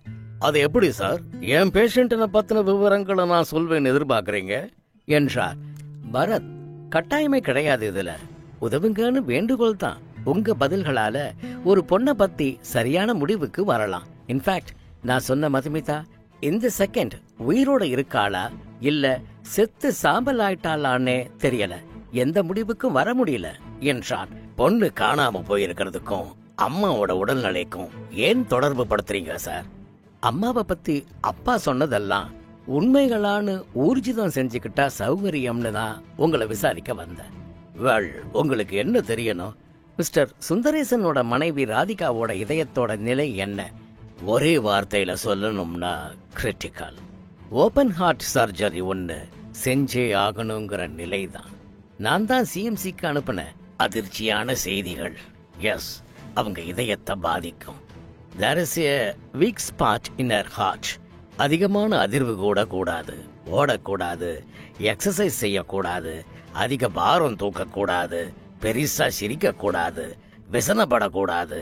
இவ்வளவு இன்ஸ்ட்ரக்ஷன்ஸ் கொடுத்திருக்கன்னா ஒரு பொண்ணு தன் அப்பா கிட்ட சொல்லாத விஷயங்களை அம்மா கிட்ட சொல்வா. அதனால மதுமிதாவோட அம்மா கிட்டையும் விசாரிச்சா தேவலாமேன்னு நினைச்சேன். பட் நீங்க சொல்றத பார்த்தா அவங்க உயிருக்கே மோசமாயிடும் போல இருக்கு. சுந்தரேசன் உண்மையை தான் பேசியிருக்காரு. Thank you doctor. பரத் கை குலுக்கி வெளியேறினான். பைக் புறப்பட்டது. கணேச பாண்டியன் தோட்டத்திற்கு தண்ணீர் ஊற்றிக் கொண்டிருக்க அவரின் சின்ன பையன் ஓடி போய் யாரோ வந்திருக்காங்க என்றதும் முண்டாசாய் கட்டின துண்டை அவிழ்த்து தோளில் போட்டுக்கொண்டு வந்து பரத்திற்கு வணக்கம் சொன்னார். அறிமுகப்படுத்திக் கொண்டதும் ஆர்வமானார். சுந்தரேசன் பாதி உடைஞ்சிட்டான் சார். 2 விதமான ட்ரபிள். இப்போ மதுமிதா கிடைக்கணும். அவ கிடைக்கிற வரைக்கும் வைஃப சமாளிச்சாகணும். அவன் லைஃபுக்கு தெரியும் என்றான். மதுமிதா இங்க அடிக்கடி வர்றதுண்டா? அடிக்கடின்னு சொல்ல முடியாது, வருவா. என் வைஃப் கூட சேர்ந்து சமையல் செய்வா, என் கூட கேரம் விளையாடுவா. எனக்கு வர ஃபாரின் ஸ்டாம்ப் எல்லாம் பிச்சு எடுத்துக்குவா. சுந்தரேசன் அதிகமா பத்திரிகைகள் வாங்க மாட்டான்.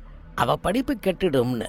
இங்க நம்ம வீட்டுல எல்லாருமே புத்தகம்னா பாஞ்சி புடுங்குறவங்க. அதனால மேகசைன்ஸ் புரட்டுறதுக்காகத்தான் வரேன் அங்கிள்னு சொல்வா. பளிச்சுன்னு ஒரு படமோ இயற்கை காட்சியோ புத்தகத்துல இருந்துவிடக்கூடாது, பிச்சு எடுத்துக்குவா. பரத்திற்கு மதுமிதாவின் அறையில் அலமாரியில் ஒட்டப்பட்டிருந்த விளையாட்டு வீரர்களின் முகங்கள் நினைவுக்கு வந்து போனது. அப்புறம் புத்தகங்கள் அட்டையில் சிரித்த ஷைனி ஆப்ரஹாம். உங்க வீட்டுல யாரார் இருக்கீங்க சார்? நான், என் ஒய்ஃப், 3 குழந்தைங்க. வித்யா 7வது படிக்கிறா, ரமேஷ் 5வது, நாராயணன் 4வது படிக்கிறான். மதுமிதா உங்ககிட்ட பர்சனலா பேசியிருக்காளா? சினிமா மியூசிக்னு பொதுவா பேசிட்டு போயிடுவா. கடைசியா நீங்க அவளை எப்ப பாத்தீங்க? கடைசியா 1 மாசம் இருக்கும் பார்த்து. 1ஆம் தேதி நீங்க எங்க இருந்தீங்க? இங்கேயே தான் இருந்தேன். 2 மாசமா நான் லீவ்ல இருக்கேன். அன்னைக்கு வீட்டுல யாருமே இல்ல. எல்லாரும் கல்யாணத்துக்காக வெளியூர் போயிட்டாங்க. மதுமிதா காணாம போனது பத்தி நீங்க என்ன யூகிக்கிறீங்க சார்? எனக்கு எதுவும் புரியல. அவளா விருப்பப்பட்டு எங்கேயும் போயிருக்கிறதா நம்ப முடியல. அவளை மீறி எதுவோ நடந்திருக்கு. விபரீதமா கூட நினைக்க வேண்டியிருக்கு. எங்கேயோ நல்லபடியா இருக்கணும்னு தினமும் பிரார்த்தனை பண்ணிட்டு இருக்க என்ற கணேச பாண்டியன் எழுந்து கொண்ட பரத்திடம், இருங்க ஒரு டீ சாப்பிட்டுட்டு போங்க வித்யா என்றார். அத்தியாயம் 9. ஆட்டோ நின்றதும் இறங்கிக் கொண்ட சுசீலா, இறங்கு ரவி என்றதும் ரவி இறங்கிக் கொண்டு, எனக்கு கூச்சமா இருக்குதுங்க மேடம் என்றான். எதுக்கு என்றால் பனியனை கீழே இருந்து சுருக்கம் நீக்கிக் கொண்டு. இப்படி என்னையும் உங்களோட அழைச்சிக்கிட்டு போக போறீங்கன்னு தெரிஞ்சிருந்தா காலையில ஆபீஸ் வரப்பவே பேண்ட் போட்டுட்டு வந்திருப்பேன் மேடம். இவ்ளோதானா? உனக்கு ட்ரௌசர் தான் சிக்குன்னு அழகா இருக்கு, வா என்று செல்லமாய் தலையை களைத்துவிட்டு எதிரே வீட்டின் எண்ணெய் விலாச சீட்டில் சரிபார்த்து கொண்டாள். இரட்டை கதவுகள் திறந்தே இருக்க, சார் என்றாள். உடனடி ஹாலுக்கு அடுத்த அறை. அந்த அறைக்குள்ளிருந்து தாடை முழுக்க கிரீம் நுரையும் கையில் ஷேவிங் செட்டுடன் எட்டி பார்த்தவரிடம், ப்ரொஃபசர் தேவேந்திரனை பார்க்கணும். நான் தான், உள்ள வந்து உட்காருங்க, 2 மினிட்ஸ் இதோ வந்துடுறேன். வயர் பின்னிய சோஃபாவில் சுசீலா அமர்ந்து, உட்காரு ரவி, உன்னை பிரமாதமா தயார் பண்ணிடலாம். உனக்கு அப்பப்போ என்ன சந்தேகனாலும் தயங்காம கேட்கலாம், புரியுதா என்று எதிரே இருந்த டீப்பாய்க்கு அடியில் இருந்து 10-15 பத்திரிகைகளை அள்ளி அடியில் போட்டுக்கொண்டு ஒவ்வொன்றாய் பார்க்க, ஸ்வெல்லிங்லி யுவர் என்று சொன்ன அவள் பனியனை காட்டி, இதுக்கு என்ன அர்த்தம் மேடம் என்றான் ரவி. தெரியாம சொல்லிட்டேன்பா, நீ எந்த சந்தேகமும் கேட்க வேணாம் என்றவள் தேங்காய்ப்பூ டவல் போர்த்தி ஒரு முனையால் தாடையை துடைத்துக் கொண்டே வந்து அமர்ந்த ப்ரொஃபசர் தேவேந்திரனுக்கு வணக்கம் சொன்னாள். சார், நாங்க மூன்லைட் டிடெக்டிவ் ஏஜென்சில இருந்து வரோம். உங்க ஸ்டூடெண்ட் மதுமிதா 4 நாளா மிஸ்ஸிங். அவளை கண்டுபிடிக்கிற ஜாப நாங்க எடுத்துக்கிட்டு இருக்கோம். உங்க கோஆபரேஷன் வேணும் சார். அதுக்கு முன்னாடி ஒரு டம்ளர் தண்ணி வேணும், கொண்டார சொல்லுங்க சார். நெடிதுயர்ந்த தேவேந்திரன் குடும்பம் கரைகுடையில இருக்கு என்று எழுந்து செம்பு நிறைய தண்ணீர் கொண்டு வந்தார். அப்புறம் சுசீலா கேட்டாள், பதில் சொன்னார். அரை மணி நேரம் பேசிக்கொண்டிருந்து புறப்படும் போது, சோ நான் ஸ்ட்ராங்கா சந்தேகப்படுறது ஸ்ரீதர் மேலதான் என்றார். இருவரும் வெளியே வந்து காத்திருந்த ஆட்டோவில் ஏறிக்கொண்டதும், மயிலாப்பூர் போப்பா என்றாள் சுசீலா. ஏ ரவி, உம்முன்னு இருக்க? பின்ன என்னங்க, நீங்க தான் எந்த சந்தேகம்னாலும் கேளுன்னீங்க, கேட்டேன், இனிமே கேட்காதேங்கிறீங்க. வயசுக்கு தகுந்த சந்தேகம் கேட்டா பரவாயில்ல. மயிலாப்பூரில் மதுமிதாவின் தோழி பார்கவி வீட்டுக்கு பின்பக்க காலி இடத்தில் தம்பியோடு ஷட்டில்காக் விளையாடிக் கொண்டிருந்தவள் பாதி ஆட்டத்தில் வந்தாள். பொறுமையாய் பதில்கள் சொன்னாள். நன்றி சொல்லி புறப்பட்டாள் சுசீலா. அத்தியாயம் 10. பரத் சட்டையை கழற்றி ஹேங்கரில் மாட்டினான். பேண்டை நீக்கிவிட்டு லுங்கி முகம் கழுவி துடைத்து கண்ணாடி முன் சீப்புடன் நின்றபோது, குட் ஈவினிங் பரத் என்று உள்ளே வந்தாள் சுசீலா. முடிச்சிட்டியா? நானும் இப்பதான் 5 நிமிஷம் முன்னாடி வந்தேன். ஆமா, புதன்கிழமையில ஃப்ரண்ட்ல வசனத்தோட போட மாட்டேன்னு. அதாவது ஆபீஸ்ல மட்டும் போடுறதில்ல. எப்படியோ போ. சரி, வீக்கத்துக்கு மருந்தாவது போட்டியா? அவன் முதுகில் செல்லமாக குத்திவிட்டு, ப்ரொஃபசர் வீட்ல உட்காந்துக்கிட்டு இதுக்கு அர்த்தம் என்ன மேடம்னு கேக்குறான் ரவி. ரவி, அவனை ஏன் அழைச்சிட்டு போன? பின்ன எப்படி ட்ரெயின் ஆவான்? அவன் ட்ரெயினும் ஆக வேணாம், பஸ்ஸும் ஆக வேணாம். ஆபீஸ்ல காஃபி டீ வாங்கிட்டு வர்றது, துடைக்கிறது, தூசி தட்டுறது தான் அவன் வேலை. உன் பார்வையே சரியில்லை, இதுக்குத்தான் அவனை டவுசர் போடாதடான்னு சொன்ன. சின்ன பையன், அவன் மனச கெடுத்துறாதீங்க. யாரு? நான் அவனை கெடுக்கிறேன்? அவங்கிட்ட காசு கொடுத்து டெபானியர் பத்திரிக்கை வாங்கிட்டு வர சொன்னது நீயா நானா? பையன் அதை புரட்டி பார்த்துட்டு என்கிட்ட மேடம் கெட்ட புஸ்தகம் படிக்கிறாங்கன்றான். சுசீலா கைப்பையை சோஃபாவில் போட்டுவிட்டு, அம்மா என்று சோம்பல் முறிக்க, இது மாதிரி ரவி முன்னாடி சோம்பல் முறிச்சிடாத. ஒரு சமயம் மாதிரி இருக்காது. மலையாள சினிமாவில வர மாதிரி பய பாஞ்சாலும் பாஞ்சிடுவான். ரைட், சொல்லுங்க, போன காரியம் என்னாச்சு? பரத் கொடியில் இருந்து எடுத்து உதறி ஜிப்பா அணிந்து கொண்டு விக்னேஸ்வரன் சுந்தரேசன் சொன்னதை கன்ஃபார்ம் பண்ணாரு. அவர் ஒய்ஃபை நாம விசாரிக்கவே முடியாது. அவங்களுக்கு மதுமிதா காணாம போனது தெரியாமலேயே தான் இருக்கணும். ரைட், அப்புறம் 1 மாசம் முன்னாடி கணேச பாண்டியன் வீட்டு பத்திரிகைகள்ல இருந்து தான் கிழிச்சு வெட்டி ரூம் பூரா படம் ஓட்டியிருக்கா. ஒரு ஹாபி மாதிரி செய்வா போல இருக்க பரத். ப்ரொஃபசர் வீட்ல கிடந்த இங்கிலீஷ் மேகசின்ஸ்ல பாதிக்கு மேல அட்டையே கிடையாது. தனியா இருக்காரு. குழந்தை கிழிச்சிடும்னு சொல்ல முடியாதேன்னு கேட்டா. மதுமிதா வரப்பெல்லாம் பெர்மிஷன் கேட்டுட்டு கிழிச்சு எடுத்துக்குவாளாம். That is not important. ஏதாவது புது தகவல்? டைரி மேட்டரே கரெக்டா இருக்கு. ஸ்ரீதரோட பார்த்துட்டு அவளை கண்டிச்சேன்னு சொன்னாரு. என்னைக்கு கண்டிச்சாரோ அன்னில இருந்து அவர் வீட்டுக்கு பாடம் சம்பந்தமா சந்தேகம் கேட்க வரதே நிறுத்திட்டாலாம். 1ஆம் தேதி காலையிலே ஃபர்ஸ்ட் அவர் கிளாஸ் எடுத்தப்ப கூட உற்சாகமா பாடத்துல கேட்ட கேள்விகளுக்கு பதில் சொன்னாலாம். ஸ்ரீதர் கிட்ட இருக்கு பதில்னு சொல்றாரு. அப்புறம் யார பார்த்த? பார்கவி, ஃப்ரீதா. ஒன்னும் தெம்பான தகவல் இல்ல. நீங்க ஒரு மதுமிதாவோட ஃப்ரெண்ட பாக்குறதா சொன்னீங்க. ஆமா, அருணா பெரிய பணக்கார வீட்டு பொண்ணு. வீட்லயே நீச்சல் குளம், சன்பாத் எடுத்துக்கிட்டு அலட்சியமா பதில் சொன்னா. ஒரே ஒரு தகவல் கிடைச்சது. என்ன என்றாள் ஆர்வமாக. நல்ல தண்ணிய கொதிக்க வச்சு இறக்கி ஆற விட்டு தாங்குற சூடா இருக்கிறப்போ தினமும் 5 நிமிஷம் வச்சுக்கிட்டா போதும். வெரி சிம்பிள் மெத்தடா இது. என்ன சொல்றீங்க? எதுக்கு இது? ஸ்ட்ரெச்சர் வில் மாதிரி தொய்வில்லாம இருக்கிறதுக்கு. சுசீலா உடனே பாய்ந்து அவன் ஜிப்பாவை பிடித்துக்கொண்டு, மதுமிதா பத்தி விசாரிக்க சொன்னா அழகு குறிப்பா விசாரிக்கிறீங்க. இதான் கடைசி தடவை. இனிமே பிரிஞ்சு பிரிஞ்சு விசாரிக்கிற பிசினஸே கிடையாது. நானும் கூடத்தான் வருவேன். வரவேற்கிறேன் சுசி. தமிழ் இலக்கிய சுத்தமான அர்த்தப்படி கூட வருவேன்னா மஞ்சத்தில் தயாராய் காத்திருப்பேன். மதுமிதாவை நம்ம கண்டுபிடிப்போன்னு நம்பிக்கையே இல்ல. பக்கமா விசாரிச்சுக்கிட்டே இருந்தா எப்படி? அடுத்த கட்டத்துக்கு எப்ப போறது? இல்ல சுசி, ரொம்ப ப்ராப்பரா செயல்படுறோம். கிடைக்கிற தகவல்ல நேரா பதில் இருக்காது. சரியான பித்தானை கண்டுபிடிச்சு பிரிச்சிட்டா, சாரி அழுத்திட்டா தீரை உயரும். அங்கே மதுமிதா இருப்பா. ஆமா, நம்ம கவிஞர் மனோகரை கண்டுபிடிச்சியா? மொத்தம் 24 போன் கால்ஸ் பரத். மனோகர்னு கவிஞர் இருக்கிறதா யாருக்கும் தெரியல. கொஞ்ச நேரம் அமைதியா இருந்த பரத், சுசி, ஒரு வயசு பொண்ணு மிஸ் ஆவறதுக்கு என்ன காரணங்கள் கற்பிக்கலாம்? 1, அவ காதலிச்சு ஓடி போயிட்டா. 2, கடத்தி பொம்பாயில வித்துட்டாங்க. 3, ஏதோ பகையில கொன்னு போட்டுட்டாங்க. 4, ஆக்சிடென்ட்ல போயிட்டா. 5, கடத்தி அடைச்சி வச்சிருக்காங்க. மதுமிதாவுக்கு இதுல எது நேர்ந்திருக்கு? அப்படியே கண்ணை மூடிட்டு யோசிச்சுட்டு இருங்க. நான் பைக் எடுத்துக்கிட்டு ஹாஸ்டல் போறேன். நானும் யோசிக்கிறேன். காலையில ஆபீஸ்ல மீட் பண்ணலாம். ஓகே? சுசீலா போனதும் மதுமிதாவின் டைரியை எடுத்து அதன் பக்கங்களை மறுபடி படித்தான் பரத். ஸ்ரீதரோ 10ஆம் தேதி தான் வருவான். மனோகரையோ இன்னும் கண்டுபிடிக்கவில்லை. மற்றவர்களை விசாரித்ததில் முக்கிய தகவல்கள் இல்லை. இந்த கேஸ்ல ஏதேனும் ஒரு பிரேக் ஏற்பட்டால் நல்லது. அத்தியாயம் 11. அந்த பிரேக் நிகழ்ந்து மறுநாள் காலை 8 மணிக்கெல்லாம் இன்ஸ்பெக்டர் சுரேஷ் மேனன் மூலம் பாதி ஷேவில் இருந்த பரத்திற்கு போனில் தெரிவிக்கப்பட்டது. என்ன என்று அதிர்ந்தான். சீக்கிரமா வர என்று வைத்தான். உடனே டயல் செய்து, ஹலோ சுசி, இனிமே முற்றும் வரைக்கும் சூப்பர் ஸ்பீடு தான். மதுமிதாவை போலீஸ் கண்டுபிடிச்சிடுச்சு. பட் சாரி டு சே, பிணமா கண்டுபிடிச்சிருக்காங்க. ஜிஹெச் மார்ச்சுவரியில இருக்கா இப்போ. அங்கிருந்து இப்பதான் இன்ஸ்பெக்டர் போன் செஞ்சாரு. அடப்பாவமே, எங்க இருந்து கைப்பற்றி இருக்காங்க? அதெல்லாம் நேர்ல தான் விசாரிக்கணும். போயிட்டு வந்துடுறேன்.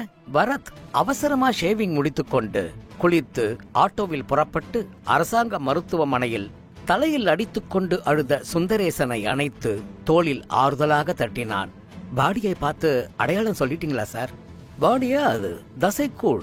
4 நாள் சாக்கடையில ஊர்ன டெட் பாடிய நீங்க இதுவரைக்கும் பார்த்திருக்க மாட்டீங்க பரத். முக்காவாசி டீகம்போஸ் ஆயிடுச்சு பாடி. பூச்சி முளைச்சிடுச்சு. நகை எல்லாம் விழுந்து பல் கொட்டி போய் வயிறு உப்பி மூஞ்சி உப்பி கோரம் ட்ரெஸ்ஸ வச்சு மூஞ்சில பாக்கி இருக்கிற பகுதிகளை வச்சுதான் அடையாளம் சொன்னாரு என்றார் இன்ஸ்பெக்டர் சுரேஷ் மேனன். அடாப்சி, இனிமேதான் பாடிய நான் பார்க்கலாமா? வாங்க. படுக்க வச்ச நிலை இல்ல, முழுக்க ஃபார்மலின் தொட்டில ஊத்தி ஊற வச்சிருக்கிற நிலை. சாப்பாட்டை மறந்துடுங்க இன்னைக்கு. மார்ச்சுவரியின் குளிர் அறையில் நடந்தார்கள். அனுமதி வாங்கிக் கொண்டு அதன் உள் தனிப்பிரிவுக்கு வந்து லேசா மூடிய நகர்த்தி காமிங்க. ஆஸ்பத்திரி ஊழியர் சொன்னபடி செய்ய பரத்திற்கு உள்ளே பிசைந்தது. 45 டிகிரி சாய்வில் கழுத்தை வைத்துக்கொண்டு அசத்தலாக பார்த்த அந்த அழகு உருவம் தானா இது? குனிந்து கன்னங்களில் குழிவிடச் சிரித்து கேக் ஊதிய அதே தேவதை தானா இது? திரும்ப நடந்தபோது கேட்டான், எங்க கைப்பற்றினீங்க சார்? ஃபார்ச்சுனேட்லி எங்க ஏரியாவிலேயே. டி நகர்ல சுந்தரேசன் இருக்கிற அதே பர்கிட் ரோட்ல ஒரு மேன்ஹோல் சரியா மூடப்படாம இருந்திருக்கு. பப்ளிக் கம்ப்ளைண்ட் பண்ணதால கார்ப்பரேஷன்ல இருந்து ஆட்கள் வந்து இன்னைக்கு காலையில 6 மணிக்கு அதை சரியா ஃபிட் பண்ண பார்த்தப்போ உள்ள இருந்து சாக்கடைய மீறின நாத்தம். திறந்து பார்த்தா பாடி கிடக்குது. உடனே எனக்கு தகவல் வந்து போயிட்டேன். வெளியே எடுத்து இங்க கொண்டாந்து சேர்க்கறதுக்குள்ள நான் பட்ட பாடு. சோ கொலைதான் இல்லையா? டவுட் வேறையா இதுல? கொன்னு மேன்ஹோலை திறந்து உள்ள போட்டுட்டு போயிட்டான். மறுபடியும் மூடி வச்சுட்டு. சாக்கடை மட்டும் நிறைய ஓடிக்கிட்டு இருந்திருந்தா பீஸ் பீஸா போய் கூவத்துல கலந்திருக்கும் பாடி. கொஞ்சமா ஓடினதால அங்க கடந்துடுச்சு. நாளானதால இன்ஜுரி எதுவும் பாடியில பார்க்க முடியாதே சார். பின்தலையில சதை விலகி ஸ்கல்ல விரிசல் இருக்கு. அது தடியால பின்மண்டையில அடிச்சாலும் ஏற்படலாம். சாக்கடைக்குள்ள போட்டப்போ மண்டை மோதினதுலயும் ஏற்பட்டிருக்கலாம். இந்த கேஸ்ல குற்றவாளியை பிடிக்கிறதுல போஸ்ட்மார்ட்டம் ரிப்போர்ட் துளி அளவு கூட உதவி செய்யாது. சுந்தரேசன் வீட்டுல ஆரம்பிக்கணும். நாங்க ஆரம்பிச்சு பாதி வச்சிருக்கோம். வந்த வரைக்கும் உங்களோட பகிர்ந்துக்கிறோம். ஸ்டேஷனுக்கு வரேன் 1 மணி நேரம் கழிச்சு. வெல்கம். உங்க ரிப்போர்ட்ஸ் எனக்கு ரொம்ப முக்கியம். டாக்டரை பார்த்துட்டு வந்துடுற என்று சுரேஷ் மேனன் சென்றதும் நிழலில் நின்றிருந்த சுந்தரேசன் அருகில் வந்தான் பரத். சார், பாத்தீங்களா என் மதுமிதாவ? என்ன பாவம் சார் செஞ்சாவ? எதுக்காக இந்த தண்டனை? நனைந்த கைக்குட்டை மேலும் நனைந்தது. பாடி நீங்க வாங்கிக்கிற கண்டிஷன்ல இல்ல மிஸ்டர் சுந்தரேசன்.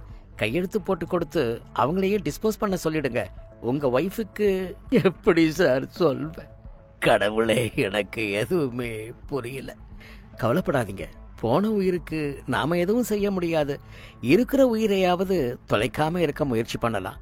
பேப்பர்ல உங்க பேரோ மதுமிதா பேரோ வராம வேண்டுகோள் கொடுத்து உங்க ஒய்ஃப் கிட்ட விஷயத்த மறைச்சிடுங்க.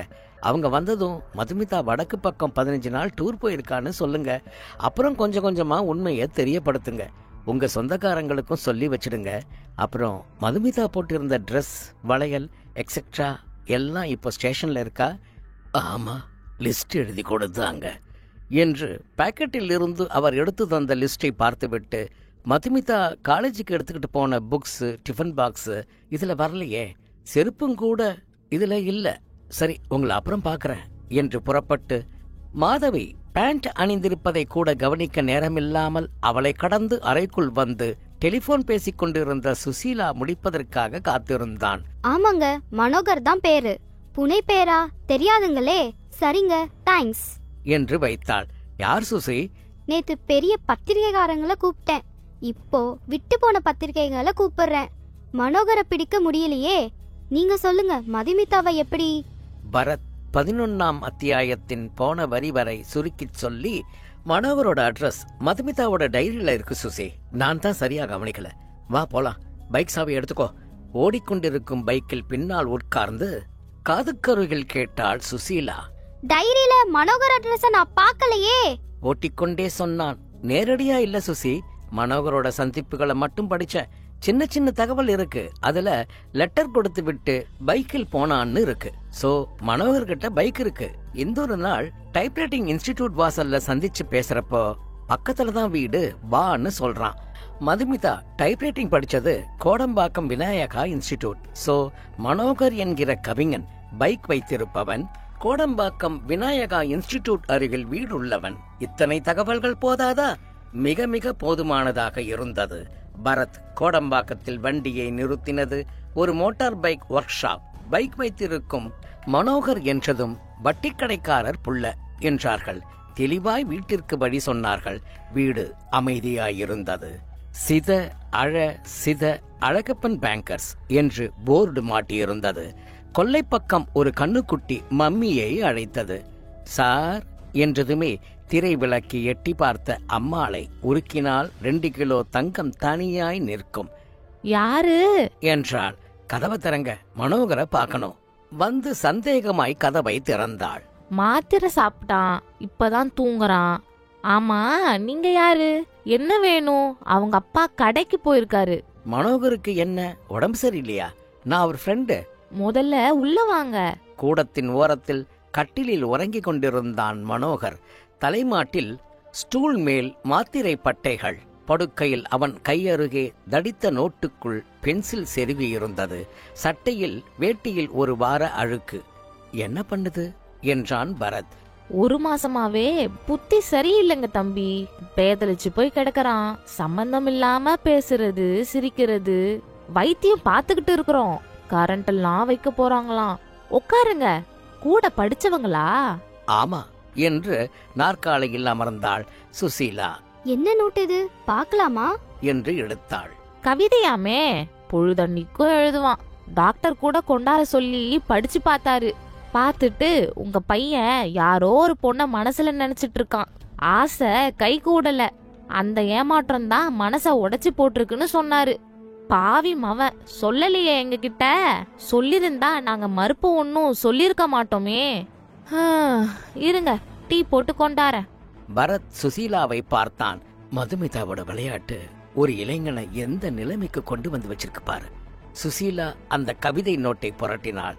வானம், வண்ணத்து பூச்சி, தென்றல், தேவதை, பூமழை, சாமரம் என்று வார்த்தைகள் போட்டு அத்தனை பக்குவப்படாத கவிதைகளாயிருக்க திடீரென்று ஒரே காதல் கவிதைகள். உன்னை தொட்ட காற்று என்னையும் தொடுவதில் சந்தோஷம். உன் எச்சில் எனக்கு பிரசாத பஞ்சாமிர்தம். உன் நிழல் மட்டுமாவது என் நிழலை தழுவ கூடாதா? உன் இதயத்தை மட்டும் ஏன் இறைவன் கல்லாலே செய்தான் என்று பக்கம் பக்கமாய் புலம்பல்கள் தொடர, பரத் இத பாருங்க என்று சுசீலா சுட்டிக்காட்டின கவிதைக்கு தலைப்பு, இனியவளே இறந்து போ. என் காதலின் உண்மையை உணர வேண்டுமா? இனியவளே இறந்து போ. நான் உன் உயிரை உடன் போக்கி ஆவியாய் வருவேன். உன் ஆவியை காதலிக்க இவ்வளவு உண்மையானவனை விட்டுவிட்டு ஸ்ரீதர் ஸ்ரீதர்னு அலைஞ்சி உடம்பையும் மனசையும் கெடுத்துக்கிட்டு இப்ப பாரு சிதஞ்சு போய் உருகுலைஞ்சு போய். பரத்தின் குரல் கேட்டு மனோகர் கண்விழித்தான். அவர்களை தாண்டி பார்த்தான். டீயுடன் வந்த அம்மா, மனோகரு உன்னை பார்க்க வந்திருக்காங்கப்பா என்றாள். மனோகர், நல்லா இருக்கீங்களா? வெறித்து பார்த்தான். வெடுக்கென்று பரத்தின் கையில் இருந்த நோட்டை பிடுங்கிக் கொண்டான். வினோதமான ஒரு சத்தம் எழுப்பினான். சுழலும் மின் விசிறியை பார்த்தான். அந்த விசிறியில என்ன இழவுதான் இருக்கோ, நாள் முழுக்க பார்த்துக்கிட்டே இருப்பான். 100 கேள்வி கேளுங்க, ஒன்னுத்துக்கும் பதில் சொல்ல மாட்டான். பரத் மாத்திரை பட்டைகளுக்கு அடியில் இருந்த டாக்டரின் பிரிஸ்கிரிப்ஷனை எடுத்து டாக்டர் பெயர், விலாசம் மனதில் பதிந்து கொண்டான். ஏமா, டாக்டர் கிட்ட வைத்தியத்துக்கு போனது என்னைக்கு? போன வாரம்லாம் நல்லாதான் தம்பி இருந்தான். 1ஆம் தேதி பாருங்க, இவனை மட்டும் தனியா வீட்டுல விட்டுட்டு நானும் இவங்க அப்பாவும் மேல்மருவத்தூர் போயிருந்தோம். மறுநாள் திரும்பி வந்து பார்த்தா புதுசா வெறிச்ச பார்வை பார்க்க ஆரம்பிச்சுட்டான். உடனே டாக்டர் கிட்ட போனோம். நல்லா யோசிச்சு சொல்லுங்க. இவரை மட்டும் வீட்டுல விட்டுட்டு நீங்க தனியா கோயிலுக்கு போனது என்னைக்கு? 1ஆம் தேதிங்க. அன்னைக்கு எங்க மன்றத்துக்கு கருவறை பணி, அதை செய்யறது பெரிய பாக்கியம், அதனால போயிருந்தோம். சரிங்க, நாங்க வரோம் என்று வெளியே வந்தான் பரத். சுசீலா தொடர, சுசி உடனே மனோகருக்கு வைத்தியம் பண்ண சைக்காட்டிஸ்ட பாக்குறோம். எனக்குள்ள ஒரு கற்பனை காட்சி நடந்துகிட்டு இருக்கு இப்போ என்றான் படபடப்பாக. அத்தியாயம் 12. நோனோ என்றார் மனநோய் மருத்துவர் ராமசுப்பு சுழற்சிய கண்ணாடியை கையில் பிடித்தபடி. ஒரு நபர் மனநிலை சரியில்லாதவர் மாதிரி நடிச்சு மற்றவங்களை ஏமாத்தலாம், ஆனா ஒரு சைக்காட்டிஸ்டை ஏமாத்த முடியாது. மனோகருக்கு ஏற்பட்டிருக்கிறது obsessional distress resulting depressive state of mind is not normal. Are you sure என்றான் பரத். 100%. நீங்க சொன்னதை அப்படியே சர்டிபிகேட்டா தர முடியுமா? தாராளமா. எனக்கு வேணா, உங்க பதில்ல எவ்வளவு உறுதியா இருக்கீங்கன்னு தெரிஞ்சுக்கத்தான் கேட்டேன். வரேன், தேங்க்ஸ் என்று கை கூப்பினான். வெளியே வந்ததும் கேட்டாள் சுசீலா, என்ன உங்க ஐடியா? 1ஆம் தேதி மதுமிதா காணாம போறா. 1ஆம் தேதி மனோகர் வீட்டுல தனியா இருந்தான். மனோகர் மதுமிதாவால நிராகரிக்கப்பட்டவன். அதனால அவன் மேல கோபம் இருக்கிறவன் எங்கேயோ எப்படியோ அவளை மடக்கி தீர்த்துட்டு ராத்திரி வரைக்கும் காத்திருந்து பர்கிட் ரோட் மேன்ஹோல்ல கொண்டு வந்து போட்டுட்டு பைத்திய வேஷம் போடுறானோன்னு டாக்டர் தான் தெளிவா சொல்றாரே, அது நடிப்பில்லைன்னு. சுசி, நாம சேகரிச்ச தகவல்களை எல்லாம் தந்துடுறேன்னு இன்ஸ்பெக்டர் கிட்ட சொல்லிட்டு வந்த. கேஸ ஆரம்பிச்சப்போ நாம போட்டுக்கிட்ட கேள்விகள்ல இன்னும் பாதி தொக்கி நிக்குது. ஸ்ரீதர் வெளிநாடு போனதால அவனையோ அவனுக்கு வந்த மிரட்டல் கடிதத்தையோ விசாரிக்க முடியல. மனோகர் தான் வெறிக்கிறான். இன்னும் ஒரு கேள்வி இருக்கு. என்னது? ஒரு நாள் முழுக்க மதுமிதாவை ரகசியமா தொடர்ந்தவன் யாரு? அதுக்கு அவ்வளவு வெயிட் தர வேணாமே பரத். ஏன், மதுமிதா அவனை கேட்டதுக்கு ஒரு சரியான பதில் சொல்லிருக்கானே.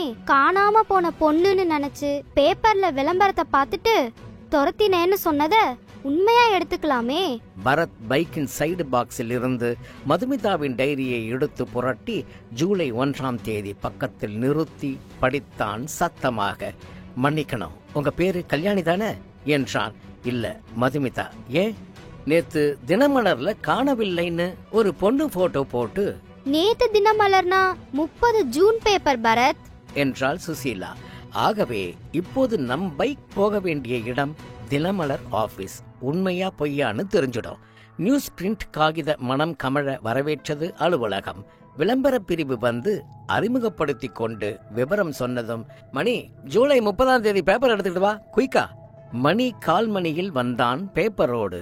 புரட்டி புரட்டி பார்த்ததில் அப்படி ஒரு விளம்பரம் இல்லை. நன்றி சொல்லி விலகி. சோ அவன் பொய்யன். ஒரு பொண்ண யார் யார் எதுக்காக ஃபாலோ பண்ணுவாங்க என்றான் பரத். ரவுடி பையன் சுத்துவான். அவங்கிட்ட இப்படி நாசுக்கான பொய் இருக்காது சுசி. Police CID அலைவான். இது இவன் கிரிமினலா? நம்மள மாதிரி டிடெக்டிவ் யாராச்சும்? There you are. இப்ப எனக்கு கற்பனை காட்சி ஆரம்பமாயிடுச்சு சுசி. மதுமிதாவை தொடர்ந்தவன் ஒரு அமர்த்தப்பட்ட பிரைவேட் நபர். ஏஜென்சி நபராகவும் இருக்கலாம், இல்லாமலும் இருக்கலாம். இப்ப எனக்கு உடனே ஒரு ஹலோ வேணும். ஹலோவா? ஐ மீன் டெலிபோன். அதோ மளிகை கடை, கூட்டமே இல்ல, வாங்க. சுசீலா முதலாளியிடம் வெல்லம் என்ன விலை, ஊதுபத்தி நல்ல வாசனை வருமா என்று கேட்டுக்கொண்டிருக்க, பரத் சென்னையில் இருக்கும் ஒவ்வொரு பிரைவேட் டிடெக்டிவ் ஏஜென்சியாக கூப்பிட்டு, ஹலோ, நான் பரத் ஃப்ரம் மூன்லைட். ஒரு தகவல் வேணும். ஜூலை 1ஆம் தேதி கிங் சாலமன் காலேஜ்ல மதுமிதாங்கிற பொண்ண வாட்ச் பண்ற ஜாப் எடுத்துக்கிட்டீங்களா என்ற கேள்வியையே மறுபடி கேட்க, wait, yes you are right என்றான் சில்வர் நைட் ஏஜென்சி காரன். My God, thank God. அந்த ஜாப உங்ககிட்ட ஒப்படைச்சது யாரு? என்ன சார் விளையாடுறீங்க? கஸ்டமர் பேர் சொல்ற பழக்கம் எல்லாம் இல்ல. உங்க ஏஜென்சிக்கு வர கஸ்டமர் பேர் கேட்டா சொல்லிடுவீங்களா மிஸ்டர் பரத்? மாட்டன் தான், தர்மம் இல்லதான். ஆனா இப்போ ஒரு கிரிட்டிக்கலான சூழ்நிலை. சாரி சார், எந்த சூழ்நிலையிலையும் எங்க கஸ்டமர் பத்தி சொல்றதுக்கு இல்ல. அந்த ஜாப நாங்க செஞ்சோம்னு சொன்னதே நீங்க கேட்டீங்களேங்கிற மரியாதைக்காகத்தான். வச்சிடுறேன். பரத் ஏமாற்றமாக வைத்தான். அத்தியாயம் 13. ஸ்டேஷன் ஜன்னல் கம்பியில் குருவி உட்கார்ந்து விட்டு போனது. இன்ஸ்பெக்டர் சுரேஷ் மேனன் தொப்பியை கழற்றி மேஜை மேல் வைத்திருந்தார். மேஜை முழுக்க பழுப்பு காகிதங்கள், டேக் கட்டின ஃபைல்கள், ஃபாரங்கள், இங்கரையுடன் ரூலர் கம்பு, பின்னணி சுவற்றில் ஆணியில் மாட்டின 2 விலங்குகள், கருப்பு பெயிண்ட் அடித்து காலம் பிரித்து வருடவாரியாக குற்ற விவரங்கள், லாக்அப் ரோல் கால் விவரங்கள். சுரேஷ் மேனன் மதுமிதாவின் டைரியை படித்துக் கொண்டிருக்க, எதிரே சுசீலா அதுவரை தமிழ் பேப்பர் எடுத்து எந்த தியேட்டரில் என்ன படம் என்று பார்க்க, பரத் எழுந்து வாசலுக்கு வந்து சிகரெட் பிடித்துக் கொண்டே சுரேஷ் மேனனின் முக மாறுதல்களை கவனித்தான். அவர் டைரியை மூடினதும் சிகரெட்டை மிதித்துவிட்டு உள்ளே வந்து அமர்ந்தான். சோ என்றார் சுரேஷ் மேனன். குற்றவாளி டைரிக்குள்ள இருக்கான். யார் அவன்? பதிலை துரத்துக்கிட்டு அலைய வேண்டியது இனிமே உங்க டியூட்டி. சுசி, எடுத்துக்கொடு. என்ன என்றார். அவள் நீட்டிய காகிதங்களை வாங்கிக் கொண்டு, மொத்த 14 பக்க ரிப்போர்ட் சார். நேத்து காலையில சுந்தரேசன் எங்க கிட்ட வந்ததுல இருந்து இந்த நிமிஷம் வரைக்கும் நாங்க செஞ்ச காரியங்கள், சந்திச்ச நபர் விவரங்கள், அவங்க கொடுத்த ஸ்டேட்மெண்ட்ஸ் உங்களுக்கு உதவியா இருக்கணும்னு தான் முழுமையா இதை தயாரிச்சுக்கிட்டு வந்தேன். அதனால தான் late. Oh, very kind of you Bharath. இருக்கட்டும் சார், பொறுமையா படிச்சு பாருங்க. என்னோட சில அனுமானங்களை மட்டும் சொல்லிட்டு போயிடுறேன். தாராளமா சொல்லுங்க. பரத் முதல் பட்டனை கழற்றி காலரை பின்னால் எடுத்துக்கொண்டு, நான் சந்தேகப்படுறது 3 பேரை சார். 1 ஸ்ரீதர். மதுமிதாவோட தொடர்பு போதும்னு முடிவு செஞ்சதும் நாளைக்கு அவளால எந்த தொந்தரவும் தனக்கு வரக்கூடாதுன்னு நினைச்சான். அதனால அவளை தீர்த்து கட்ட தீர்மானிச்சான். இது மோட்டிவ். திட்டம் போட்டான். 10 நாள் சிங்கப்பூர் டூர் போயிடுறது. அந்த சமயத்துல காசுக்கு அமர்த்தின நபர் மதுமிதாவை தீர்த்திட வேண்டியது. இது திட்டம். அப்படி எவனோ ஒரு கூலிக்கு கொலை செய்யறவன் மதுமிதாவை தீர்த்தான், சாக்கடையில போட்டான். இது தியரி நம்பர் 1. லாஜிக்கல். அப்புறம் 2வது மனோகர். இவனுக்குத்தான் பிரமாதமான மோட்டிவ் இருக்கு. தான் மாஞ்சி காதலிச்சும் மதுமிதா தன்னை ஒத்துக்காததால ஆத்திரம். திட்டம் போட்டு மதுமிதாவை மடக்கி முடிச்சிட்டான். டாக்டரையே ஏமாத்துற அளவுக்கு வேஷம் போடுறான், பைத்தியம் மாதிரி. இல்லைன்னா தனியா வீட்டில் இருந்த 1ஆம் தேதி அவனை தேடி மதுமிதா எதுக்கோ வரா. வந்த இடத்துல மனநிலை சரியில்லாத நிலையில அவளை தீர்த்துடுறான். அவனோட ஃப்ரெண்டு எவனோ பொறுப்பெடுத்து பாடியை டிஸ்போஸ் பண்ணிடுறான். அந்த கொலை நிகழ்ச்சியில உண்மையாவே மனசு ரொம்ப பேதலிச்சு போயிடுது. இது தியரி நம்பர் 2. கொஞ்சம் புரியல. உங்க ரிப்போர்ட்ஸ் படிச்சா புரியும்னு நினைக்கிறேன். 3வது நான் சந்தேகப்படுறது என்று சில வினாடிகள் தயங்கிவிட்டு சுந்தரேசன் என்றான் பரத். எனது சுந்தரேசனா என்றார் சுரேஷ் மேனன் ஆச்சரியமாய். வை நாட் சார், நான் சொல்ற யூக கதையில ஓட்டை இருக்கான்னு பாருங்க. சுந்தரேசன் ஒரு கௌரவமான நபர், 4000 ரூபாய் சம்பளம் வாங்குறவர், நேர்மையானவர், ஒழுக்கமானவர், கட்டுப்பாடானவர். தன் பொண்ணு ரகசியமா ஏதோ தப்பு பண்றான்னு திடீர்னு ஒரு சந்தேகம் ஏற்படுது. எப்படியோ அவன் என்ன செய்யறா, எங்க போறான்னு தெரிஞ்சிக்க ஒரு பிரைவேட் டிடெக்டிவ் ஏஜென்சியை நாடுறாரு. அதுதான் சில்வர் நைட் ஏஜென்சிஸ். அவங்க நபர் தான் மதுமிதாவை ஃபாலோ பண்ணவன். மதுமிதா விசித்திரமான சம்பவம்னு குறிப்பிட்டு இருக்கிறது அவன் தொடர்ந்ததைத்தான். அவன் கொடுத்த ரிப்போர்ட் அவரை ஆச்சரியப்படுத்துது, அதிர்ச்சி அடைய வைக்குது. நேச்சுரலி அந்த ரிப்போர்ட்ல என்ன இருந்திருக்கலாம்? மதுமிதா ஸ்ரீதரோட கார்ல அவன் பங்களாவுக்கு போய் கொட்டம் அடிச்ச விவரங்கள் எல்லாம் இருக்கலாம். என் பொண்ணா இப்படின்னு மருகி போயிடுறாரு சுந்தரேசன். இந்த சூழ்நிலையில ஒரு நாள் கல்யாணத்துக்கு போயிட்டு ஏதோ வேலையா முன்கூட்டியே வீடு திரும்புறாரு. வீட்டுல மதுமிதா போன் செஞ்சு வரவழைச்ச ஸ்ரீதர் அவளை அனுபவிச்சிட்டு இருக்கிற ஒரு பார்க்க கூடாத சீனை பாத்துடுறாரு. நரம்பெல்லாம் சூடேறுது. இது நம்ம பொண்ணான்னு ஆத்திரம். இப்படி ஒரு பொண்ணு இருக்கிறதுக்கு அவ சாவறதே மேல்னு முடிவு செஞ்சிடுறாரு. தன் பொண்ணை தானே தீர்த்துடுறதுன்னு தீர்மானிக்கிறாரு. 1ஆம் தேதி திடீர்னு காலேஜ் விடுமுறைன்னு அறிவிச்சதும் மதுமிதா அடையாறு சித்தி வீட்டுக்கு போறதா போன்ல சொல்றா ஆபீஸுக்கு. இவரு வேணா உன் கூட பேசணும், இங்க வான்னு ஒரு இடத்துக்கு வர சொல்லி எங்கேயோ அடைச்சி வச்சுட்டு காணமேன்னு பொய்யா பதறி சாட்சிக்கு தன் ஃப்ரெண்டையும் துணைக்கு கூட்டிட்டு ஊரெல்லாம் தேடிட்டு கணேச பாண்டியனை டிராப் பண்ணிட்டு வீட்டுக்கு திரும்பறதுக்கு முன்னாடி அடைச்சி வச்ச இடத்துக்கு போய் மதுமிதாவை கழுத்தை நெரிச்சு கொன்னு சாமர்த்தியமா சாக்கடைக்குள்ள தள்ளிட்டு நல்ல பிள்ளையா வீட்டுக்கு போயிட்டாரு. தன் நாடகத்தை நம்பும்படியா நடத்துறதுக்காக எங்க ஏஜென்சிக்கு வந்து கிளிசரின் அழுகை அழுது. என்ன சுந்தரேசனா இருக்கலாமா? சுரேஷ் மேனன் நடுமண்டையில் சொரிந்து கொண்டு ரொம்ப ரொம்ப யோசிச்சிருக்கீங்க பரத். இருக்கலாம் தான். எப்படி இதையெல்லாம் நிரூபிக்கிறது? பரத் சிரித்து கொண்டே எழுந்து, அதுக்குத்தான் உங்களுக்கு சம்பளம் தரோம். அட் எனி டைம் என்னை எது கேட்டாலும் உதவுவேன். ஆல் தி பெஸ்ட் என்று கை குலுக்கினான். வெளியே வந்து, என்ன பரத், நம்மள பொறுத்த வரைக்கும் கேஸ் ஓவரா? பின்ன எப்ப பாடி கிடைச்சதோ அப்பவே ஓவர். இது இப்ப முழுக்க போலீஸ் ஹேண்டில் பண்ண வேண்டிய கேஸ். சுந்தரேசன் இருக்கிற மூட்ல நமக்கு பைசா கிடைக்காது. இதுக்கு மேல இன்ட்ரெஸ்ட் எடுத்துக்க மதுமிதா என் பொண்டாட்டியும் இல்ல, பாட்டியும் இல்ல. வா, பைக்கை ஸ்டார்ட் செய்த சுசீலா. அதானே, எங்கடா இவ்ளோ நேரமா உங்க தனிமொழிய காணோமேன்னு பார்த்தேன். நான் ஓட்டுறேன், பின்னால உட்காருங்க. வேணாம், முதுகெல்லாம் வலிக்குது, நீயே பின்னாடி உட்காரு. புரியலையே. நான் ஓட்டினா ஒவ்வொரு பள்ளத்திலையும் முதுகுக்கு ஒத்தடம் கிடைக்கும். 24 மணி நேரமும் அலைறீங்களே பரத். போற வழியில கோயில் எதுவும் இருக்கான்னு பாருங்க. எதுக்கு? கல்யாணம் பண்ணிக்கதான் என்று உதடு கடித்து வெட்கப்பட, ஐயோ எத்தனை வருஷம் ஆச்சு நீ வெக்கப்பட்டு, ப்ளீஸ் ஒன்ஸ் மோர் என்றான் பரத். அத்தியாயம் 14.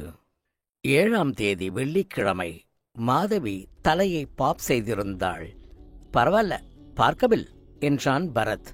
8ஆம் தேதி சனிக்கிழமை. ரவி முயற்சி செய்து மீசை ஒதுக்கியிருந்தான். பத்தாது, வரைஞ்ச மாதிரி இருக்கு என்றாள் சுசீலா. 9ஆம் தேதி ஞாயிற்றுக்கிழமை. பரத் 10 மணிக்குத்தான் எழுந்தான். சுசீலா வந்ததும் ஒரு விசித்திரமான பெட் வைத்துக்கொண்டு செஸ் விளையாடி பரத் வென்றதும், நான் மாட்டேன், சும்மா ஒரு பேச்சுக்கு சொன்னேன் என்றாள் சுசீலா. 10ஆம் தேதி திங்கட்கிழமை மாலை 4:30க்கு இன்ஸ்பெக்டர் சுரேஷ் மேனனுக்கு போன் செய்து, ஹலோ, நான் பரத் பேசுறேன். ஹலோ, எப்படி இருக்கீங்க? நல்லா இருக்கேன். மதுமிதா கேஸ் என்ன ஆச்சு? இன்னைக்கு 10ஆம் தேதி ஸ்ரீதர் வந்திருப்பான், அதனால ஆர்வம் தாங்காம கேக்குறேன். அவனை பாத்தீங்களா? ஒரு டிராமாவே பண்ணி பார்த்துட்டேன், எடுபடல. எப்படி? போன் செஞ்சு கட்டை குரல்ல, நீங்க கொடுத்த பணம் பத்தாது, மதுமிதாவை அடையாளம் தெரியாம சதைச்சிட்ட, அதிகப்படியா 10,000 வேணும்னு தலைவர் சொல்ல சொன்னாருன்னு. நான்சென்ஸ், ராங் நம்பர்னு வச்சுட்டான். நானே நேரடியா போனேன், தனியா சந்திச்சேன். மதுமிதா கொலை செய்யப்பட்டிருக்கிற விவரங்களை சொன்னேன். அவ டைரியில எழுதி இருக்கிறதையெல்லாம் சொல்லி மதுமிதாவோட டைரிய அவ வாக்கு மூலமா எடுத்துக்கலாம். அதுபடி பார்த்தா அவளை கொலை செஞ்சிருக்கலாம்னு உங்களை ஏன் சந்தேகப்படக்கூடாதுன்னு கேட்டேன். ரொம்ப சாமர்த்தியமா பேசுறான் இன்ஸ்பெக்டர். மதுமிதாவும் நானும் பல தடவை ஜாலியா இருந்ததெல்லாம் உண்மை. உன்னை கல்யாணம் பண்ணிக்க மாட்டேன்னு எடுத்த எடுப்புலேயே சொல்லிட்டேன். அவளும் அதை எதிர்பார்க்கல. அதனால அவளால எனக்கு எந்த பிரச்சனையும் கிடையாது. அப்படி இருக்கிறப்போ அவளை கொலை செய்ய வேண்டிய அவசியம் எனக்கு இல்ல. சம்பவம் நடந்தப்ப நான் இங்க இல்லவும் இல்ல.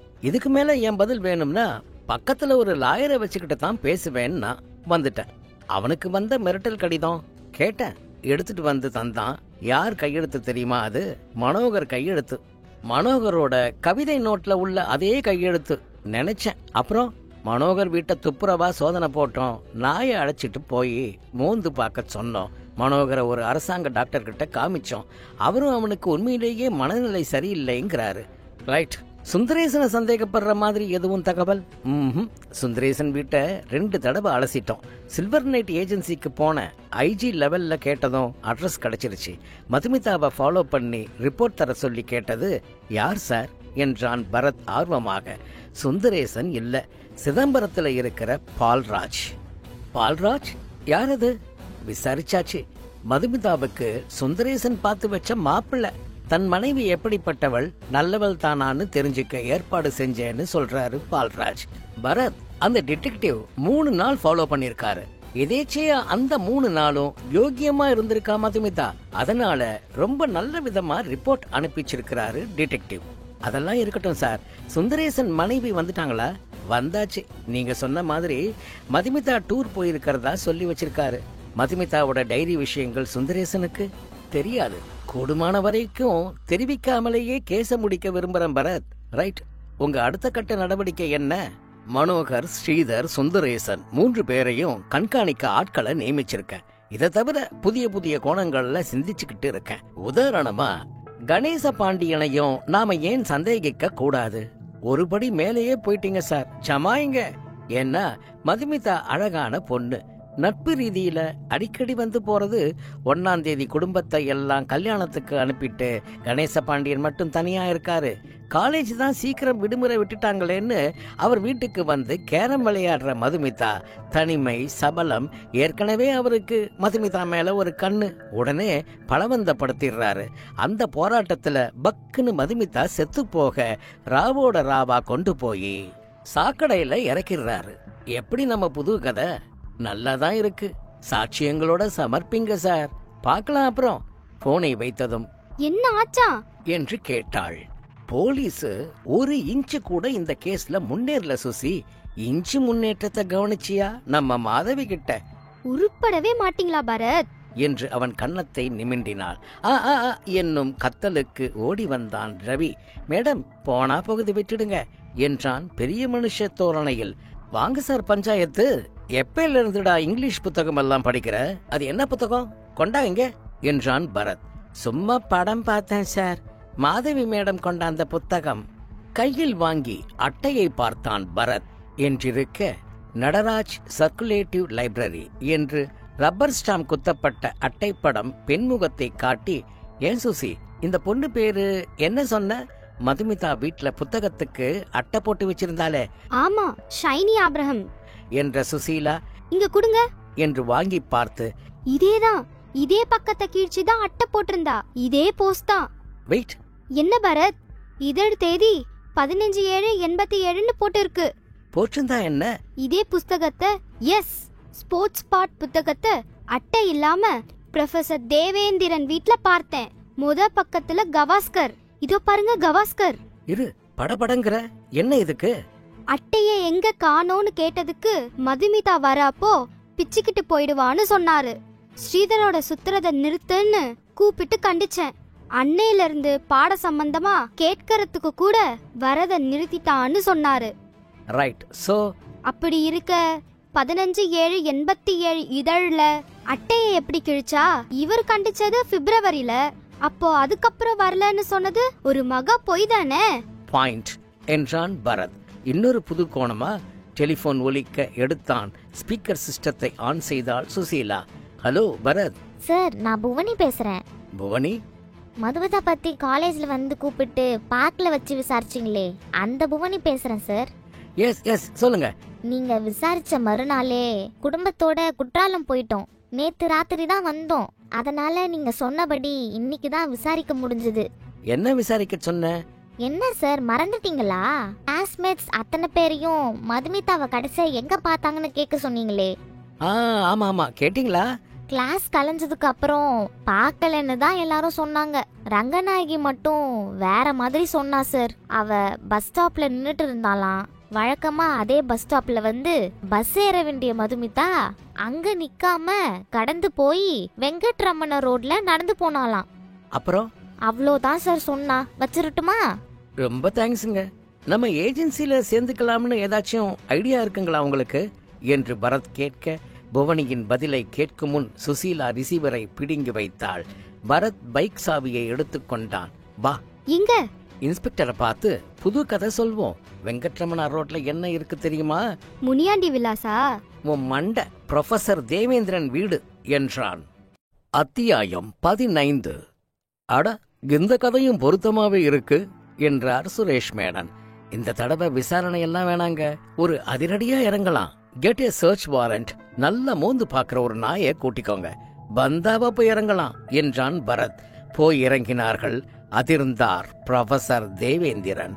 சர்ச் வாரண்ட் காட்டி வீடு முழுக்க களைத்து போட்டதில் 2 பாக்கெட் பிரவுன் சுகர் கிடைத்தது. சங்கிலி விடுவிக்கப்பட்ட நாய் சல்லென்று தோட்டத்திற்கு பாய்ந்து முன்னங்கால்களால் தோண்ட, பிறகு கான்ஸ்டபிள் தோண்ட 1.5 அடிக்கு கீழே இருந்து எடுக்கப்பட்டன மதுமிதாவின் இளம் நீல செருப்புகள் 2, 3 பாட புத்தகங்கள், டிஃபன் பாக்ஸ். ஸ்டேட்மெண்ட் இங்கேயே தரீங்களா, நம்ம கஸ்டடிக்கு வந்து தரீங்களா என்றார் சுரேஷ் மேனன். சொல்லிடுறேன், நடந்தது கொலை இல்ல, விபத்து. எனக்கு போதை சிகரெட் பழக்கம் கொஞ்ச நாளா உண்டு. இத ரகசியமா வச்சிருந்த.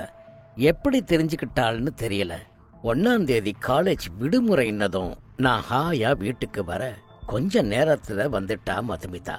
சார், வெக்கத்தை விட்டு கேட்கறேன். எனக்கு ஒரே ஒரு ஸ்டஃப்டு சிகரெட் தாங்க. நான் அடிக்ட் ஆயிட்டேன் சார். ஸ்ரீதரை சந்திக்க முடியல. வழக்கமா அவன் தான் கொடுப்பான்.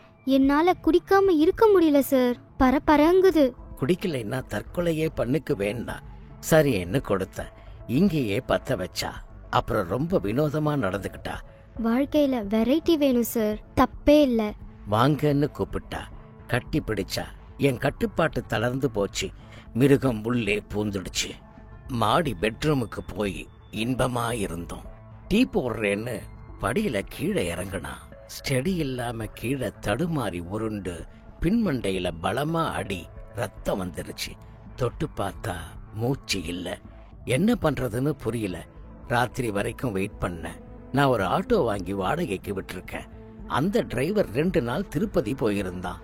வண்டியை என் வீட்டு வாசல்ல நிறுத்திட்டு சந்தடி அடங்கினதும் மதுமிதாவை ஆட்டோல போட்டுக்கிட்டு ஏரியா கடந்து அவ வீடு இருக்கிற பக்கெட் ரோட்ல ஓரமா போட்டுட முடிவு செஞ்சேன். மேன்ஹோல் மூடி சரியா பொருந்தாம இருந்ததை பார்த்து அதுக்குள்ள இறக்கிட்டு வந்துட்டேன்.